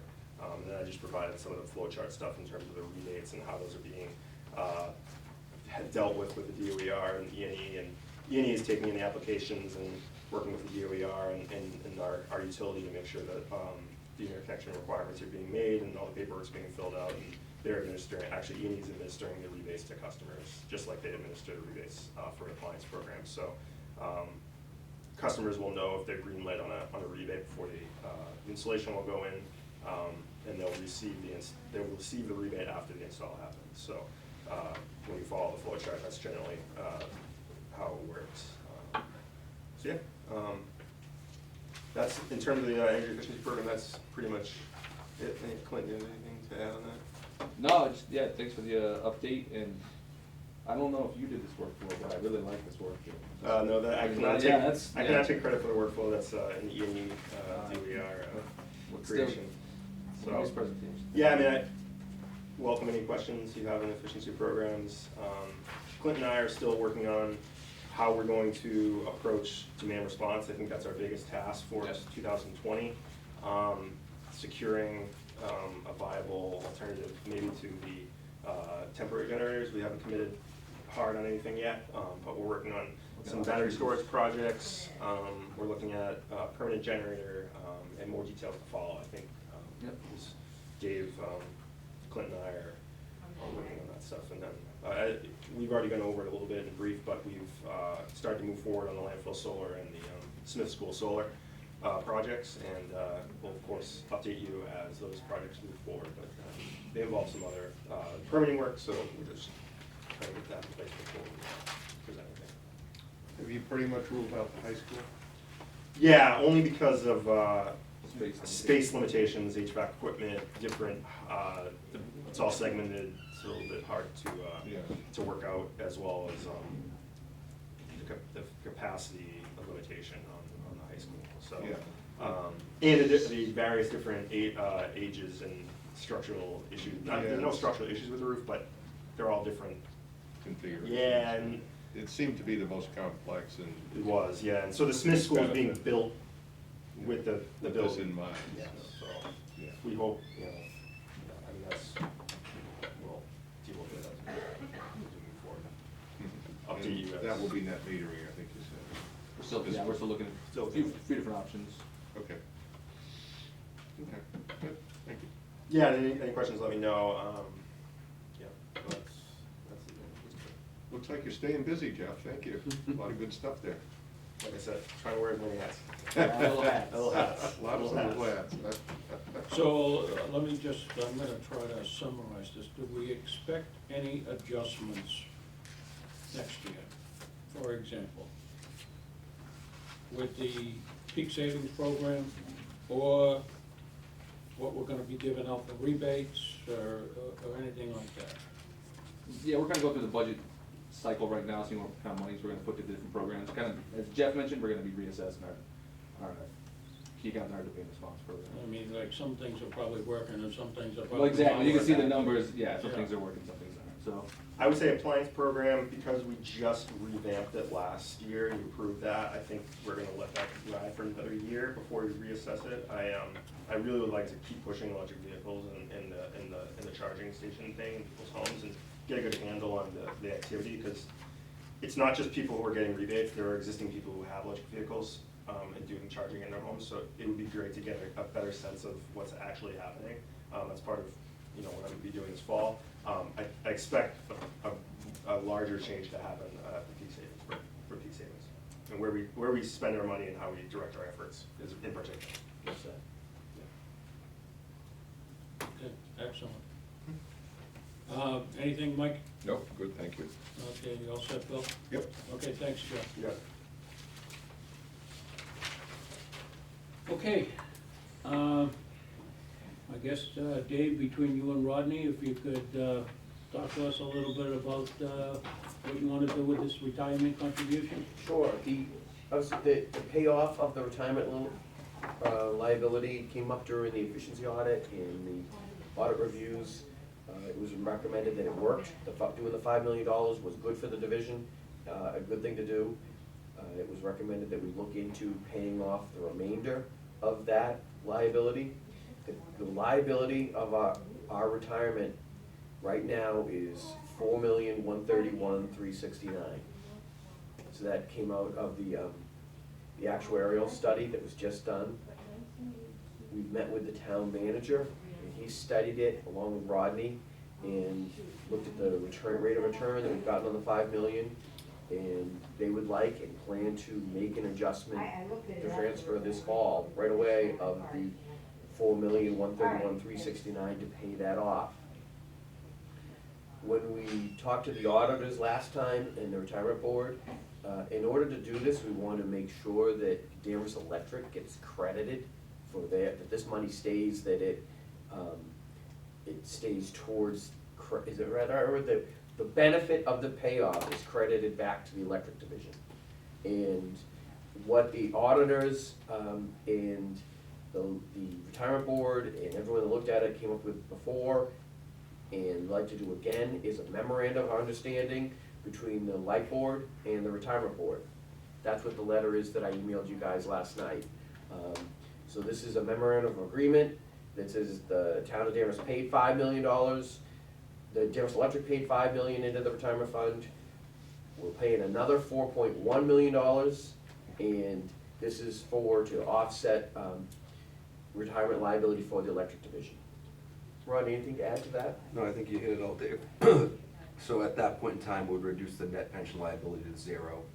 Obviously, that changes every day, based on market experience, based on people coming and going in the system as far as employees, but they'll reduce the net pension liability to zero pending the next full evaluation, which will be in 2020. The goal will be that that'll reduce your amortization payment, which I think for 21 was scheduled to be $613,000. So again, we're gonna work with the actuary and work with PERAC to make sure that you wouldn't have to make that payment. It won't necessarily create a surplus, as Peter and I have discussed, but it would increase your cash position over time. So that money was being charged to reduce the liability. Peter, correct me if I'm wrong, but essentially over time, that'll increase your cash position because you won't have to shovel $600,000 in increasing amounts out the door each year to reduce your liability. As far as the return on the investment, the Danvers Retirement Board, obviously 2018 was not a banner year, but in 2019 calendar year to date, we've generated 9.79%. Right now, the money is on the electric side, the stabilization funds are in an MMDT account, which is earned year to date about 1.94%. So you're looking at about 8% increase on your return. Now, that's not gonna happen every year, but by and large, our assumed rate of return is 7.5%. So well in excess of the money it'd be earning in the MMDT account.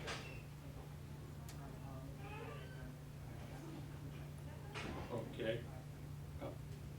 Any questions? Where does the $4 million come from? We would take that from the, what we Rate label as the rate stabilization. stabilization, that $14–15 million pool, we would take it out of there. Rate stabilization, and that would seem, since it's gonna reduce $640,000 annually of cost, would Of seem. payment, not cost. Okay.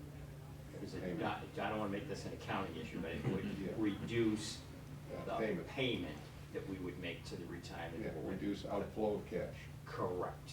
It would reduce our liability on the balance sheet. We had a chart for that. I asked for that, and one was issued when we did when the $5 million was done. And it showed how it reduced our, is there one available now for?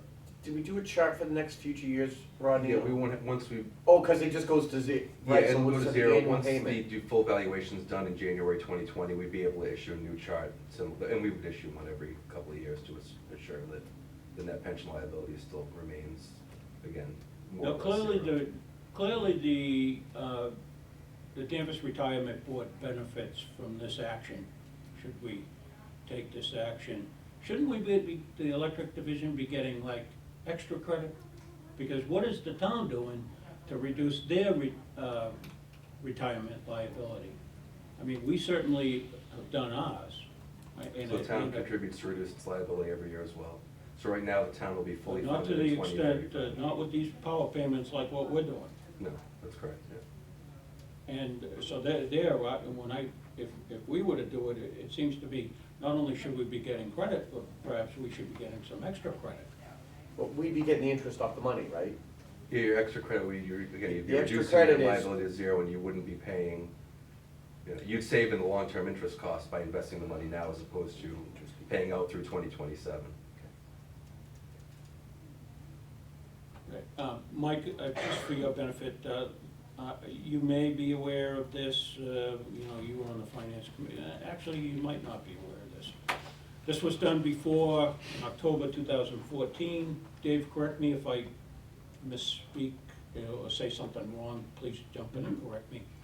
A $5 million payment was made. Yeah.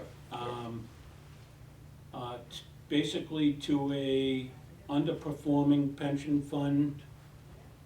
And the initial result of that was losses of, what, $800,000? I don't know No. what it There was It a did couple go bad down years. that year. It was, Yeah. there was some losses there. It's recovered since then. Like you said, right now, Almost it's a 5.9. Almost yeah, so it's up almost $1 million right now at this point. Yeah. Okay, it's something that we're not required to do. It's something at the time when I saw that it happened, it actually happened just before I joined the board. I looked into it a little bit. It's something that's not necessary for us to do, but it certainly can be advantageous for us to do. Initially, it was not. It has since recovered, and it has been okay. It may possibly be the thing to do again. I couldn't find anybody else that was doing this when I did look into it. Right. Okay? When you say anybody else, any other town? Any other Municipal municipal electric, electric. because Yeah. they do more or less, what I saw is they were doing pay-as-you-go. I mean, this is your pension liability for your 34 employees, pay the town. That's basically what they're doing. Okay? This, you know, do we need to do it? We probably don't, but is it a good idea to do it? That can be discussed, and I'm okay with it either way, to be honest with you. But I'd like to see Danvers Electric get a little more credit than just fair. I don't know what fair is. It's in the memo of understanding. Maybe Rodney, or you could explain that to me, Dave. It seems to me you want to consider fair that, you know, we're gonna get the interest on the money. Yeah, well, that was the last thing, is that when the board discussed the $5 million, was we wanna make sure, we're the MLB, our responsibility is to make sure the electric division gets all the benefits of paying this. That's the interest, that's all of that. And then, so we gave it to the auditors and the lawyers and said, okay, write us up a memo of understanding that says our intention is to have electric division get the benefit. This is what they came up with. So any other thing, you know, I don't think there's, as far as, you know, the town, they still have to pay their unfunded liability. It's not decreasing any. Right. So I'm not sure if there's really any benefit to the town other than the electric division's in good financial shape. What are other towns doing to decrease their pension liability? So, Rodney, do you wanna answer that one? So other towns are increased, so we have a 2035 payoff, which is a good payoff for the town, but many communities have a quicker payoff, 2032. But, so again, increasing your payments, reducing your, Wasn't the increasing state the- mandated that it had to be done by 2040 is the mandated date, 2036 is the date strongly suggested by PARAC. We're below that by a year on the town side of 2035.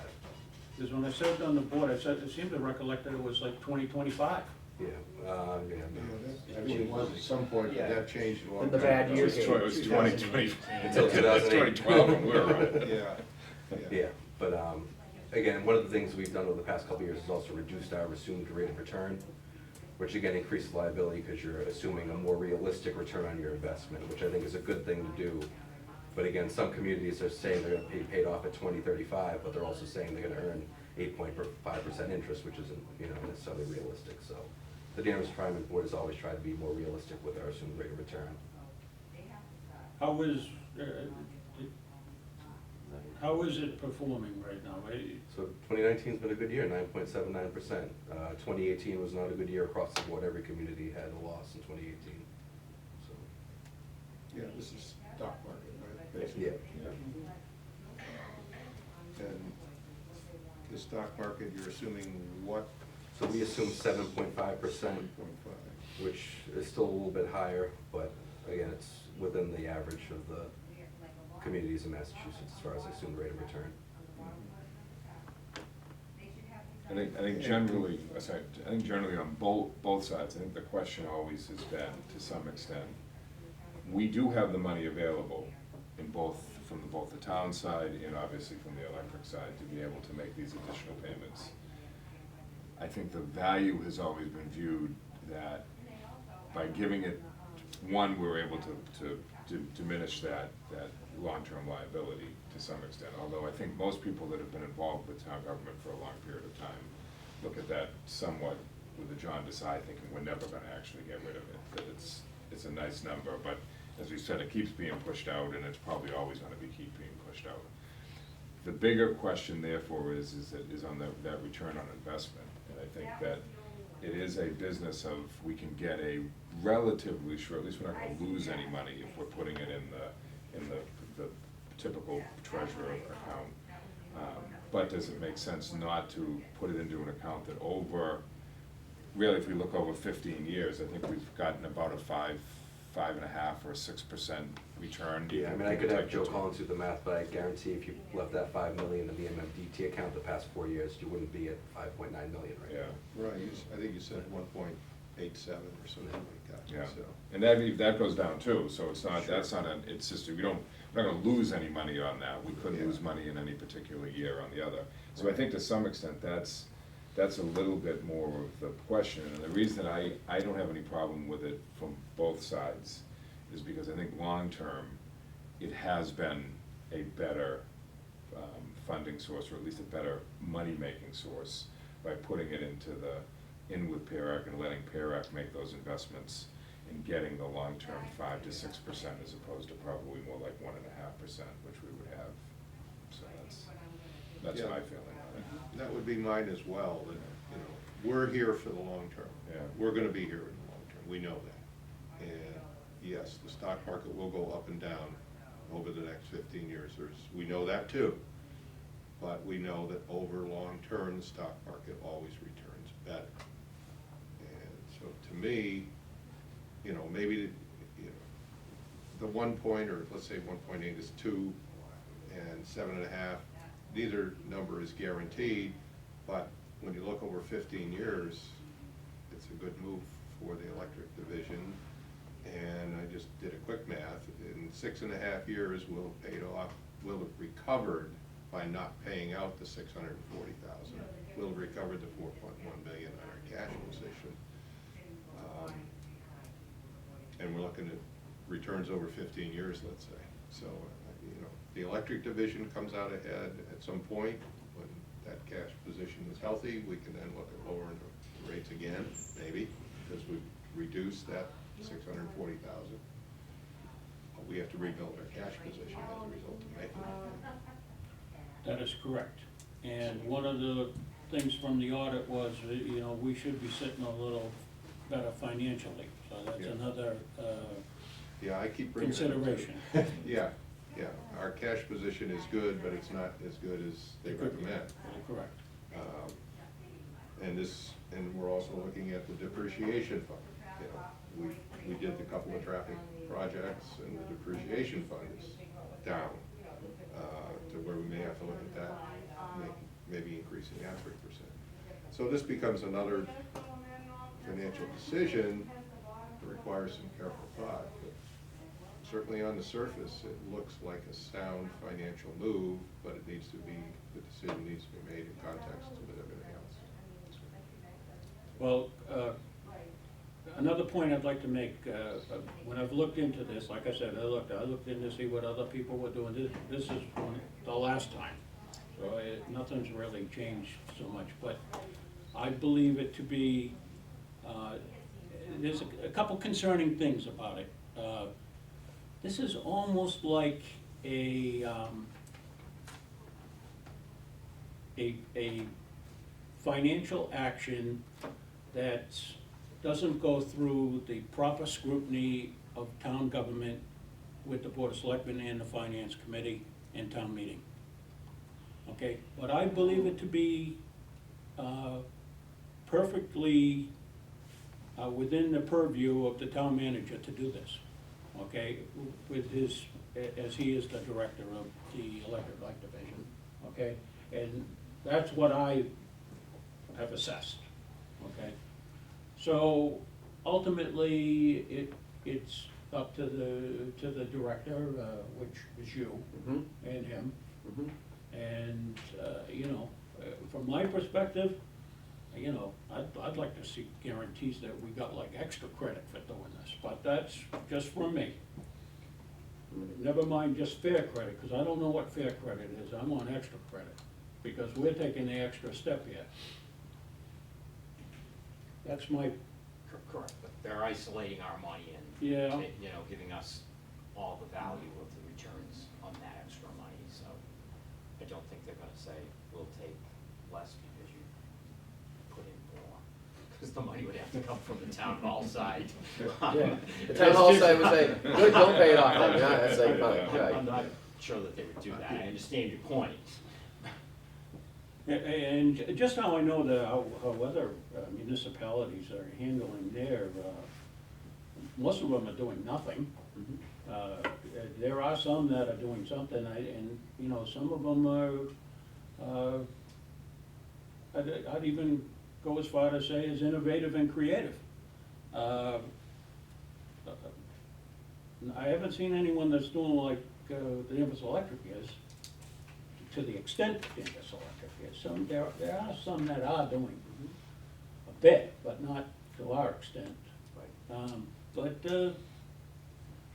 those are my thoughts anyway, my feelings on it. And I'm okay with it as well, but you know, you guys certainly need to chime in on this. Well, I guess I would add, you know, the first guy to do anything is always gonna get some rocks thrown at him. And I guess I don't worry about that, I worry about, is this a good thing to do for Danvers Electric? On the surface, it seems yes, in that the first one has worked out pretty well. I think we also have to recognize, yep, it went down, it went up, it's typical for the stock market. Over the long haul, as I stated earlier, it's generally better to be there than in the fixed 1 or 2% we're seeing these days, which looks like it's gonna go down if anything. Over the long haul, I think it's relatively low risk. I've been wondering since we did the first one, and it's so far worked out reasonably well, should we be looking at doing another one? And I'm glad to see that you're looking at it. Are you looking for a vote from us on this? So what it is, Stan's absolutely right, it's with the authority to actually transfer the funds from one account to the other lies with the town manager. Yes. But when we looked at it, and when the auditors looked at that, yes, he has that authority. However, the auditors wanted the light board involved in the memo of understanding that Danvers Electric's gonna get the benefit of this. They wanted to see Danvers residents on a board that said, yep, we're memorializing that Danvers Electric needs to get all the benefit of making this transfer. And so what we were looking for today was for the board to approve and have the chair sign the memo of understanding. And that's as recommended by the auditors. And recognized by the retirement board. Yep. And the lawyers. And the lawyers, yes. Thank God for the lawyers. Yeah. Yeah. Okay. I'm perfectly okay with Stan signing it. Okay. Is that a motion? And I'll second him That's saying. a motion and seconded. Uh-oh, Stan. Oh, I got a pen, Stan. All those in favor? Aye. Present? I'll sign it. Is that blue? No. Yeah. well, geez, There's a blue one. I was worried it was red. I've had people sign stuff in like orange and green, I'm like, you can't. Can't. Okay, All right, thank you, guys. maybe we could get the updated, the payoff chart. The future chart, Rodney? Yeah, so we'll work on that with a full valuation, but also as part of that detailed in the MOU is every year I provide where that 5 million at that time, now it'll be over $9 million, where you stand as far as the cash value of that each year. Will be provided to the board. So our financial position just took a little hit again. We gotta recover here. Yeah. Start selling more electricity. Well, the balance sheet, Right, some yeah. would say is more healthy because the liability is gonna go down. The balance From a sheet. credit rating standpoint, having 4 million here and a $4 million liability S&P would view it as a positive that you wiped out that liability. So, it's, All right, let me ask then the follow-up question, now that we've finished with that. You're working on the policy for the cash yeah, balance, and then I'm assuming action plans will follow the creation of the policy. yeah, we're gonna tie that right in with with the budget, and it's actually gonna be, the number of days of cash on hand is gonna tie into the cost of service study also. So we had a conversation with her, with when we wanted to find out what we hired, we wanted them to be familiar with the cash on hand, and right away, she got into a discussion of what had been recommended to other municipal lights and other places, and so, that professional will help us generate that policy also. Okay, so that's gonna be reflective of this transaction? Yep. Yep. Okay. And we've got, we've already met with the town manager a couple times on what the cash on, which cash on hand are we gonna establish, how are we gonna calculate that? So there's a few drafts floating around with the town manager.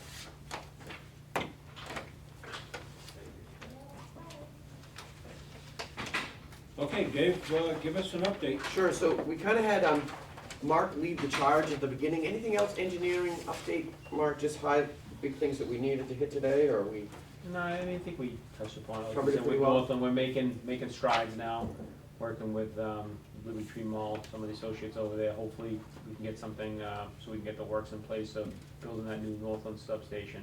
Yeah. And it seems like they're open to working with us, which is good. We finally got all of the right, people over there. And then, wrapping up Center Street, and then work's starting to take off now on the Water Street as far as prepping that, so things are moving along. Great, thanks, Mark. Public Power Week, I guess I can't thank staff enough they really did a great job with the open house. Clint and Martin, they put a team together of people that really got all in on that and did a great event for that. So that went well. The employee appreciation breakfast went very well. It seemed like it was a good attended, and everyone likes getting together a quick hour for that. Yep. The other thing that Clint took the lead on and we did was our Citizens Academy. And so that was, it was well received. It was a good presentation, both of Danvers electric safety, the whole bit. And so we got good comments back from the people that attended that. So that was done. The DPW one was gonna be this Thursday, and due to the storm and all the work that they're doing this week, that's gonna be postponed into November. The Elster meters are, we ordered the first, actually we've ordered the first 2 batches of Elster meter. Those are coming in shortly, and we're gearing up on how we're gonna do that replacement campaign. And we'll have notifications go out, a public education campaign about we're gonna be replacing meters, they're gonna start in this area. That will start going out probably end of next month, Clint, you think? Yeah, sometime in November. Yeah, sometime in November, we're hoping to kick off the meter replacement program. The FEMA update, so we have closed out our 2 contracts with FEMA. There was 2 different ones. The first one did not involve, the first one was $41,044 in utilities, including the electric. We're working on breaking that number down, and the second one, which we've not received payment for yet, is $44,787 for Danvers Electric. Did that cover costs, or was only a portion? Oh, no, it covers our costs, we're able to put in truck time, all that, so it's employee plus benefits plus truck time. So we're able to fully cover our costs. Oh, fully covered? Yep, Oh, yeah, wow, okay, good. Yep. yeah, we usually come out well on Is that. anything gonna be available for this thing, you think, the last one? It was, Or we take that on the chin? I believe, I haven't heard anything yet. And there was no declaration of emergency, so, Mark, you didn't hear anything, No, I right? haven't. So, No. I think it was an isolated event that, we're gonna have to deal with. So, and we'll have numbers shortly on that. Then, so the other thing is on the, we passed out, Clint and Mark have updated the dashboard. The big thing, we are working on those investment policies, and the reserve policy. And those come right in, so and we're doing those in coordination, we're beginning the development of the calendar year 20 budget. So those will tie right into that, we hope to have stuff coming to you folks on that shortly. Staff is hard at work on the new financial software, trying to procure that this year. And in coordination with that, we'll be putting the work orders and inventory controls in with that. So that's our other priority that we're working on. Does the evaluating new financial software, obviously this chart ends at the end of the year. Do you expect to be done this year, or is that gonna go into next year? We want to have, the goal is to have it procured by June of 2020. So would this be then, this would be the work to get ready to place an order? Right. Okay. Yep, which system fits us, how it's gonna work, and then actually what are we gonna order? The whole procurement process. And that would include the work order and inventory control? Correct. And the IT prioritization is separate. Okay. Yep. That's all it's. Okay. Any questions for the director? Okay, any questions for anybody else? I have, Peter, how's the cloud thing going? As of yesterday afternoon, we have 28.5% of our electric customers who have registered to use it. And out of that, we have 513 customers, or 3.5% of our customers that have signed up to use paperless. So, without much fanfare and no big push to get people to sign up, they've gravitated towards it. That's what, I think I've said, they come in and they ask, that's what customers want, and they are in fact using it. And they've, like I say, we've got 3.5% signed up that pays online. We don't have to send them anything, it gets delivered to them either by email or text. And 28.5%, excuse me, of our electric customers are in fact using it. So we're using 28% less stamps, sending out bills? Well- No, so those people aren't on paperless. Yeah, they're. So that we're still sending them a bill, but yet they're paying with Invoice Cloud. So we don't have to go through the whole getting a check in and reconciling all that. So that's saving staff time. The 513 people, those people are paperless. We don't even have to send a stamp, don't even have to send a bill. Okay. Yeah, and as the vendor, and as we've seen with other products we've had that dealt with this, the more people use it and the more they get comfortable with it, they then on their own will use it at a deeper level, which means they'll feel more comfortable about saying, yeah, just send me the notice and I'll pay you your money, you don't have to send me the bill in the mail. Is there like any demographic, like customers under the age of 40 or other ones using it, or is We don't have that. I don't have that, but just in general, as a general statement, listening to our customers that come in here, the younger customers, over the last couple of years, when we say, they go, how am I gonna get my bill? And they're standing there with their phone, and we say, well, we'll send it to you in the mail, and you get a look of horror. It's like, you know, that the younger customers want this more, ask for it first. But that doesn't mean that we don't have older customers. I've spoken to customers that are my age and older that go, yeah, no, I really want to do this, I like that, you know, so it's well received every place. Younger people expect it more, older people are in tune to it and view it too. So I didn't expect this trend to electronic billing and stuff to maybe increase. Yes. Slowly over time. Yeah, Yeah. and I think at some point, you know, we'll probably send out more stuff to advertise it. I believe on the envelopes, I know the other product I used to have on the envelopes, on the return envelope, save a stamp, where you put the stamp, you know, where you lick it on the back, it's like pay online, pay anytime. I don't like them anymore. Well, whatever, but we've had those messages in the appropriate spots, you know, with, if you're putting on the stamp, you know, you don't have to pay this, you know, little phrases there, and we found that over time that it did work, we expect it to work here. Okay. It's, I both pay electronically and have the thing sent, and it's very easy by standards. It's not the easiest payment site, but it's certainly by far not the hardest either. It's pretty simple. Okay, good. If I can do it, pretty much. Yeah, no, but I welcome those comments, because, you know, just because we bought into it or I bought into it. If somebody really does have a problem, we wanna know. Okay. I wanna, Stephanie, do you have the team exercise for the new members? I just have your yellow folder that you gave me last time. Okay, there should be a couple of them in there, if I could. And this is. It's a test. This, We'll find out. We warned you. This was, They had a warning. yeah, well, yeah, you missed I the was last told it meeting. was a great opportunity, was what I was Yes, told. I'm just gonna give this out, and there's a reason why I do this way. Amway, I thought. And I'm giving one to Clint too, and you know, Whoa. Jeff, you're here too, I might as well give you one.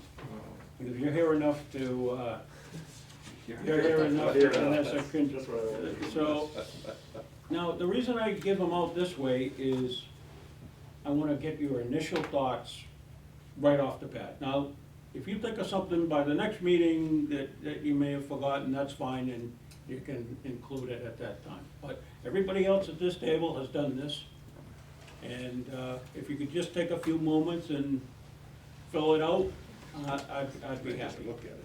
I forget what it was. I We need a remember doing disclaimer, it. Jeff, that this is his own opinion, it may not reflect the whole opinion of Davis Electric. No, I think, no. I know. No, because we do all come at this meeting from a different perspective. And just, We just- want his perspective. You're right. That's right, it's a good exercise, it's a good, Thanks. yeah. Oh, he's right in. How do you spell coal-fired power? Coal fire. Fire. I already just did that. Cold coal. Fabulous clean coal. Huh? You guys are just trying to get Jeff upset. King Cole. King. All right. Coal's coming back in the day. All right, so just because somebody has been, in large part, sort of, I think, singled out today, I won't mention who it is. Mine was more electric vehicles, All right. greater reach Yeah. out regarding operations. You're gonna ban Jeff, all More right. solar, There you go. Well, so, yeah, that's fine. yeah. And- Because it does help us in terms of selling. I'll tell At least he's you, the balance sheet. after you guys are done, I'll just tell you when did I do this? Like a That's couple, when Bill a year came and a on, half? yeah, like 2 years ago. Okay, and at that time, mine was, employee appreciation and a good work environment, and a team approach, and that everyone is part of the team. That was it. Number two was to improve communications with our customers.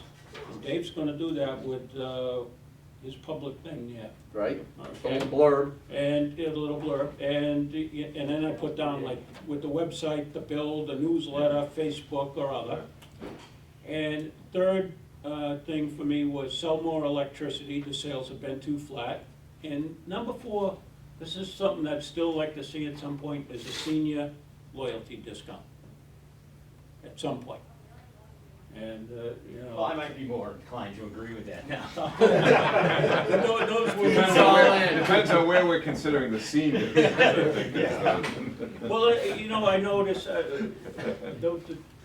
the electric utility that has it, it stands out to me is Middleborough. Middleborough has it? Yeah, Sounds right.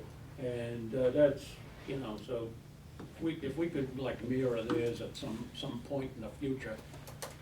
I think we need more seniors with electric cars. There you go. That's the, we'll get them, that'll be the Is it all discount. coming back to you now, Bill? Yeah. Very good. Yeah, I do remember doing it. You wanna hear mine? Yeah, sure. All right. Mine's one of mine, my first ones isn't actually efficiency related. It's at National Grid, everybody, anybody, even in management, have a storm roll. And I think it'd be really worth looking at everybody in the electric department, even if they're not operations, to have some kind of storm roll. Because Very good. the past outage, and that has a broader impact on people's contracts and union and all that, but me in particular, I had a storm roll at National Grid. I was a community liaison, and so, you know, I would speak with communities about outages and things of that nature. And like during the last, I didn't have anything specifically to do. I would, if there was anything that came up, I would have done it, but in particular, I didn't have any, you know, I didn't have any role. But I think like anybody can be trained at a very minimal level to provide some kind of storm role, and it's worth looking at least just looking at whether that's Dave, something. we had that at the T too, believe it or not. We had a storm plan and everyone had either additional or responsibilities or that type of thing for when a storm was taken. Maybe it might. Well, it's fun, Clint and I spent an hour yesterday rehashing our community messages and how hard that was to do, Yeah. and we were kinda outlining, and that was the comment. When we were looking at, wait, we need to do this and this, and like, Clint, and we're like, Jeff is good at that. And that, and I haven't that, told him about that. he doesn't know, we're gonna kinda like warm him up to it, but. I think he just volunteered. Yeah. Yeah, I think so. I got a great opportunity for you. Yeah, any hard demand response, I think, in looking at, is like the key account stuff, and that's something that obviously Clint and I are gonna be looking at. If I'm gonna expand a little bit into that, whether it can apply to, an outage situation, and how we handle our larger customers. But that's just something that struck me when a storm hits. We all should have a storm duty, or, whether that's worthwhile. So in reality, when the storm is happening, the calls, pressure that we're getting from citizens, customers, our bosses, elected officials, high elected officials, past elected officials they would like to know, when is my power going back on, or when is the power, and we don't even know yet why the power's off. And we're getting hammered on when's it going back on, and how do we deal with that? And that's what we worked at this storm, of what message were we getting out, and we got better at it as the storm got on the messages, but every single one of those messages took a long time to word craft it, so the right message got out without saying the wrong thing, without being too vague. It's Tricky. it's funny in a way, because my wife, as this was all going on, said to me at one point, aren't you on the electric light board? Oh, yeah. Shouldn't you know what's going on? And I said to her, honestly, the best thing I can do in my position right now is to stay out of their way. Yeah. I said, stand different, I think the chair has a, but from our standpoint, Yeah, the I had the last same thing, thought. the last thing you need is me calling going, when's power gonna be on Pine Street? Right. Any more than You're anyone right. else, so. Yeah, I had the same thought. Yeah. So our role, Storm, I'm gonna volunteer in a storm to take the role of staying out of your way. And that's kind of the attack I took during the storm, is like, I'm not gonna go and get in people's way when I'm not trained to do so, so, that's what's happening, I think. But it's a great idea, Yeah, yeah. yeah. So, and the other thing I had is, we discussed is time of use rates, and I'd like to see, Yeah. looking into how we're gonna implement time of use rates. It's coming up at the IOU level in terms of legislation, and so I just anticipate it coming down to MLPs as well, and It's coming. It's coming, so, those are my two, I didn't have a third one. I support all the efficiency programs, so more electric cars, more, greenhouse gas Were you bothered reduction. with a lot of negativity because of the outage? Not really, no. Nope. I think most people understand Yeah, what I they I think the get. comments on the. It took a few hours to understand how bad it really was, and then once people understood how bad it really was, they're like, whoa, look what's going on. Yeah. As I said, I said to people, the few people that I spoke with, I had to remind them, the system is predominantly wooden poles with metal lines, and the good part is that we know where the problems are. The bad part is that it's pretty hard to stop those problems from occurring. I think a lot of people were looking at Hamilton, Wenham, and Beverly and saying, thank God we're not in National Grid Yeah, territory. you're right. Yeah. A lot of people were saying that, I agree. Yeah, and you get to pay 35% more for that Exactly. too. That's right, worst service. Once you get to ride your horse down the street. There's always that trade on. Yeah, so, like, I don't know, around the 26th or 27th, I'm good on the 26th. 26, good for me. Good. does that work for everybody? Let's go for the 26th. 8:30, good? Oh, yeah. And with that, Motion to adjourn? yeah, I'll second. all in favor? Aye. Okay, very good.